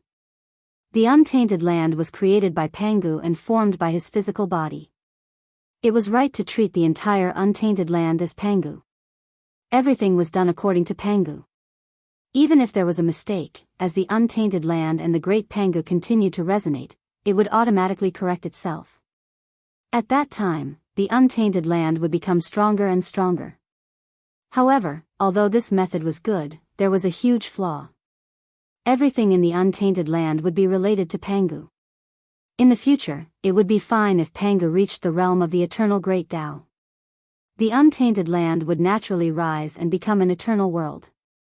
From then on, it would no longer be troubled by destruction. However, if Pangu failed to break through, the untainted land would definitely be destroyed. There was no chance of survival. Feng Zichen's move to change the untainted land was equivalent to betting all his chips on Pangu, betting that he could attain the Tao. This was a very normal thing. After all, the existence of the untainted land was the place where the great god Pangu developed the Tao. If Pangu succeeded, the untainted land would naturally succeed. Similarly, the untainted land's advancement to the eternal realm also meant that Pangu's merit was complete and he had achieved the realm of the great Tao. The two of them were in a relationship where one of them would prosper and the other would suffer. It was understandable for Feng Zichen to do so. With the array diagram, the next thing was simple. He only needed to refine the array flags according to the array diagram and then engrave the array on the island. Refining the array flags required a lot of resources. Carving array patterns on countless small islands required a lot of manpower. Feng Zichen's incarnation of Hongmeng was indeed the richest and most powerful in Hongmeng. However, in the entire 3 realms, he was nothing. But it didn't matter. He didn't have resources, but the great emperor of Ziwei did. The title of the richest man in the untainted land was not an exaggeration. It didn't matter if he didn't have people. The great emperor of North Star had people. As the current number 1 force in the untainted land, the human race didn't lack ordinary masters. With a thought from Feng Zichen, the human race immediately began to work with the support of various forces. All kinds of heavenly materials and earthly treasures were transported from the boundless starry sky. In the hands of the refiners of the human race's Hall of Heavenly Works, they turned into array flags with mysterious auras. Then, human masters took action. With these array flags and a large amount of precious resources, they went overseas and visited the small islands. They were going to set up array flags and carve array patterns. Once all the islands were set up with formation flags and engraved with formation patterns, Feng Zichen would have a chance to put his plan to good use. At that time, the untainted land would undergo another shocking change. Although it couldn't be compared to the birth of the 3 realms, from a long-term perspective, this change would bring about greater significance. The reopening of the boundless starry sky and the actions of the human race immediately attracted the attention of many people. Then, they guessed that it was the great emperor of Ziwei or the human emperor who had made a big move again. Unfortunately, no matter how they deduced, it wasn't that they couldn't deduce any information about this matter. This wasn't Feng Zichen shielding the secrets of the heavens, but the heavenly Tao. The heavenly Tao also felt that this matter was of great importance. It had a far-reaching impact on the untainted land and had endless benefits. Therefore, the heavenly Tao personally shielded the secrets of the heavens and didn't allow anyone to spy on this matter. It was afraid that someone would destroy this matter. P.S. It was an hour earlier. I don't know if the adjustment of the schedule was successful. In addition, the book is really at the end. Chapter 892. On the Hongmeng continent, Feng Zichen lived and commanded. He included the small islands into the array formation system he had built. At the same time, he was also trying to communicate with the heavenly Tao and leave marks on the small islands to open up a passage for ascension. Once the small island transformed into a world, its upper limit would be lowered. In the minor kiliacosm, the strongest person was only a celestial immortal. In the middle kiliacosm, the strongest person was only a golden immortal. Only the greater kiliacosm had the qualifications to give birth to connate Taoist priests. Therefore, Feng Zichen wanted to leave a mark on every small island so that after they transformed into a world, they could use it to open up a passage for ascension. At that time, once an expert reached the upper limit of the world, an immortal light would fall and connect him to the central divine land to reduce the pressure on the lower realm. As for why he wanted to ascend to the central divine land and not to other places, was there a need to explain the reason? Naturally, it was because the central divine land was Feng Zichen's territory. He did not have the habit of supporting his enemies. Time flew. In the blink of an eye, thousands of years had passed. In these thousands of years, with the full help of the human experts, Feng Zichen's plan had been more than half completed. The array flags had been placed on every small island in the primordial world. Similarly, every island had been engraved with array patterns by the human experts. As long as Feng Zichen gave the order, this 10,000 worlds array could be activated. He did not choose an auspicious day. To Feng Zichen, the day he chose to activate the array formation was the real auspicious day. Future generations would commemorate this day. With a thought, Feng Zichen released his divine thought and resonated with the way of the heavens in the unseen world, borrowing supreme power from it. With Feng Zichen's current magic power, it was difficult to open up the 10,000 worlds in one fell swoop. Therefore, he needed the help of the heavenly Tao. And this matter was obviously beneficial to the primordial world. The heavenly Tao would not refuse. Basically, it would grant Feng Zichen's request. If he wanted power, he would give it to him. With the power of the heavenly Tao, Feng Zichen instantly felt that he had become omnipotent. This was not an illusion. It was real. Feng Zichen, who had mastered the power of the heavenly Tao, was indeed omnipotent in the primordial world. With a thought, he could even knock the three pure ones out of their positions. Of course, he could only think about it. If Feng Zichen really dared to do it, the way of heaven would take back the power it had given him. Rise. With a thought, Feng Zichen used the power of the way of the heavens to stir up the power of the void of heaven and earth, forcibly tearing the void where the 5 continents were and the void where the countless islands were. World, the world, the world world, the world, the world world world chi, the world, the world, the world world world world world world. And soon, the world world world. To the world world. World world world world world. To form a world of world world. Of the world world world world world world. World. To the world world world to the world world world to form. In just a few years, the 5 continents were surrounded by a layer of invisible boundary walls. This also caused the 5 continents to become a new world from now on. What is Great Emperor Zue doing? Why did he separate the 5 great continents and turn them into a new world? The primordial world's great divines naturally recognized that the person who caused the changes in the three realms was the reincarnation of Great Emperor Ziwei. But it was because of this that they were puzzled. What was Great Emperor Ziwei trying to do? Why did he do this? Although they were puzzled, they did not think of stopping him. This was because without the heavenly Tao's consent, Great Emperor Ziwei would not be able to separate the 5 great continents. He would definitely suffer a backlash from the heavenly Tao. Now that Great Emperor Ziwei had done this, the heavenly Tao did not react. This undoubtedly meant that the heavenly Tao had acquiesced to this. How could they refuse something that even the heavenly Tao had agreed to? Ignoring everyone's surprise, Feng Zichen continued with his actions. Using the power of heaven and earth as the foundation, Feng Zichen circulated the cyclic sword sutra, creating thousands of swords in the sky. He slashed down at the void where the countless islands were located. In an instant, the void shattered. The islands were separated from the 3 realms by Feng Zichen, forming independent entities. Then, the Tree of World appeared again. Majestic world origin chi spewed out and began to repair the void fragments. At the same time, it also transformed the void around the islands into a solid world wall. Changes were happening outside the islands. Changes were happening inside the islands as well. The array inscriptions that Feng Zichen had ordered people to inscribe on the islands began to emit resplendent light as they were activated. Suddenly, the power of the void around the islands seemed to be pulled by an invisible force. It surged wildly in the direction of the islands. Then, it was transformed by the array into pure innate world origin, slowly strengthening the island's world origin. At the same time, the heavenly Tao was trembling. Wisps of heaven and earth origins fell from the sky and flowed into the islands below.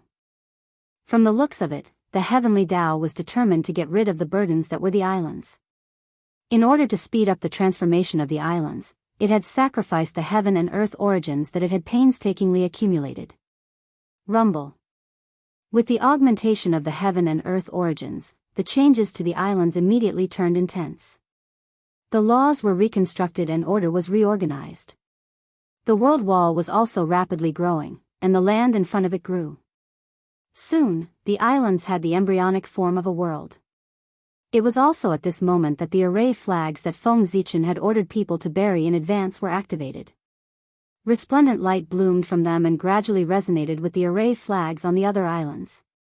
Then, a miraculous change happened. Countless runic patterns appeared in the void, connecting the islands together, forming a mysterious array that slowly operated.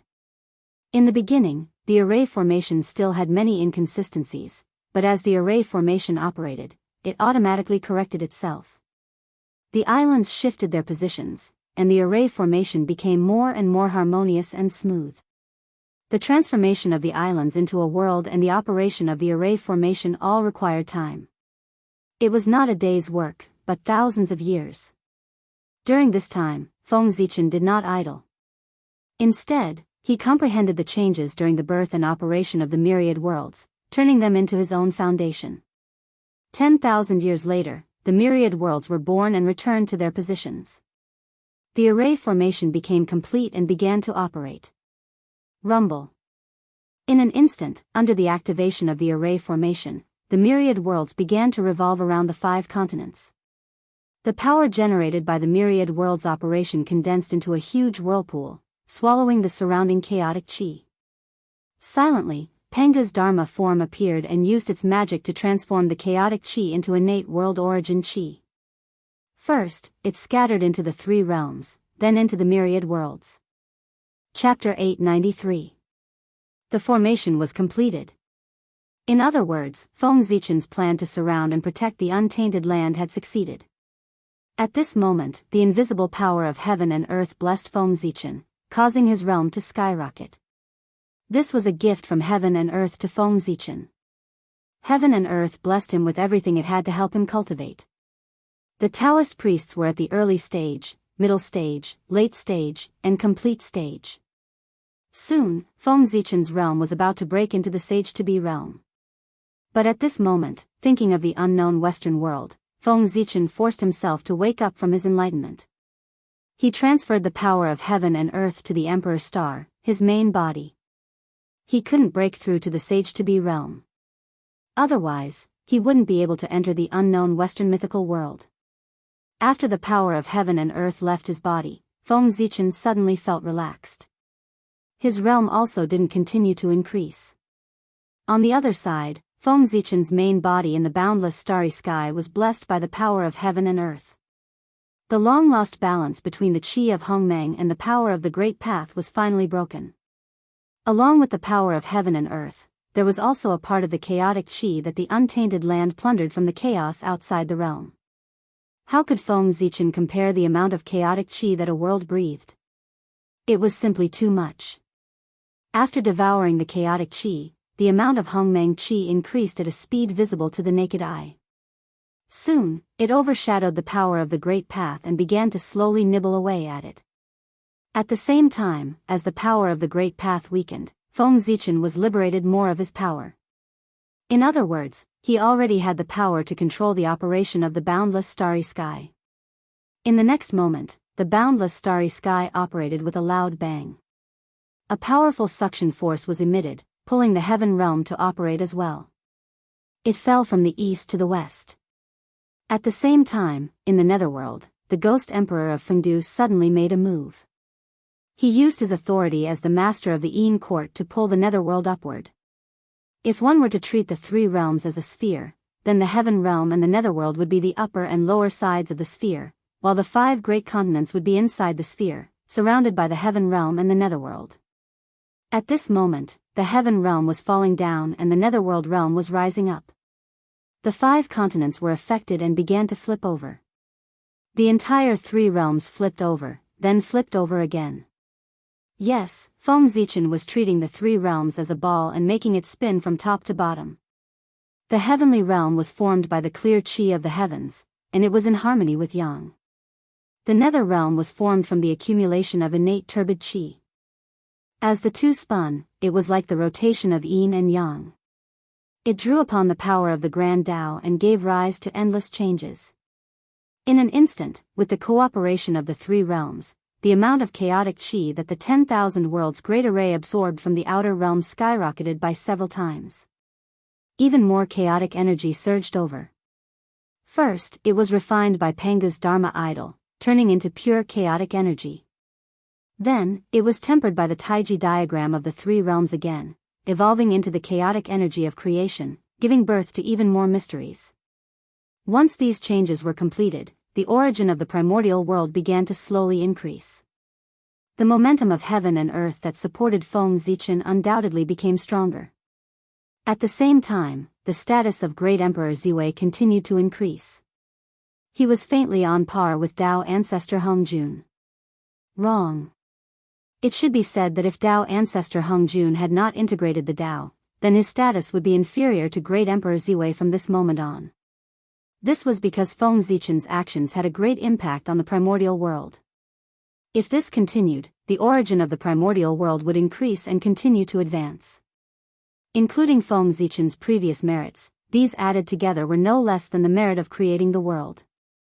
It could be said that Pangu had the merit of creating the primordial world, Dao ancestor Hongjun had the merit of educating the primordial world, and Feng Zichen had the merit of strengthening the primordial world.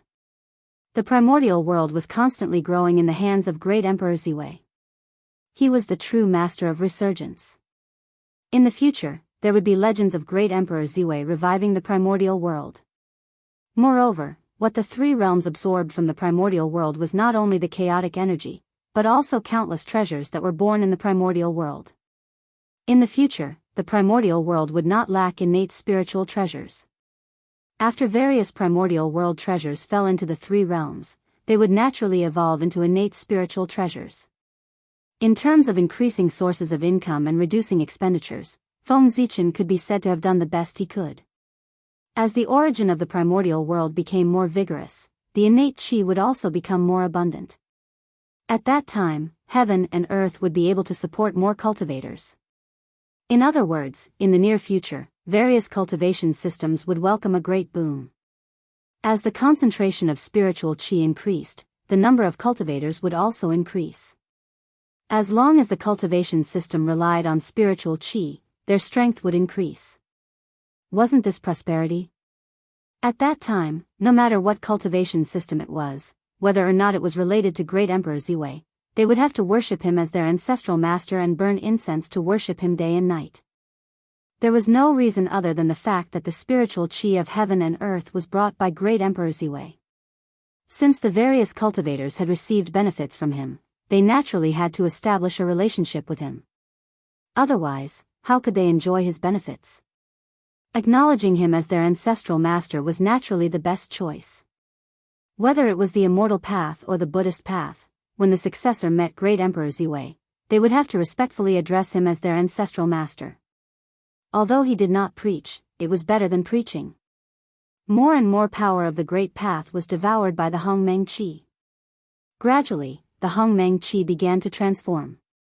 Its essence was sublimated and became the Hongmeng Origin Qi, which was the embryonic form of the Hongmeng Purple Qi. It was the foundation of eternity. At this moment, if Feng Zichen spent 1,000,000 years of effort, he could condense a true Hongmeng Purple Qi. However, Feng Zichen could create several or even more than 10 Hongmeng Purple Qi. However, the heavenly Tao could not produce the same number of saint positions. There were only 9 saint positions. One more would not do. Putting aside the changes in the boundless starry sky for the time being, Hongmeng's incarnation had once again stepped into the unknown Western aristocratic family as his realm stabilized. Moreover, before heading to that world, Hongmeng's incarnation had also captured a wisp of the power of the Great Path from his main body. The power of the Great Path belonged to the power of the Great Path. It was eternal and immortal, transcending the cycle of reincarnation. Feng Zichen wanted to see if the Nirvana Qi that could truly kill primordial chaos Daluo Jingxian could erode this wisp of the Great Path's power of the eternal level. If it could, then it would be terrifying. However, Feng Zichen did not think that it was possible. How could it be called eternal if it could be destroyed by the Nirvana Qi? Hongmeng Qi could devour the power of the Great Path because both belonged to the eternal level. If the Nirvana Qi could destroy the power of the Great Path, wouldn't it mean that even the Great Path could not be eternal? That was too ridiculous. Because of the previous coordinates, Feng Zichen did not have to go through so much trouble to rush to the Western world. With a thought, he crossed the layers of void and arrived outside that world. He was not in a hurry to enter. Feng Zichen activated the Great Path's power and found the Nirvana Qi drifting outside this world. He tentatively touched it.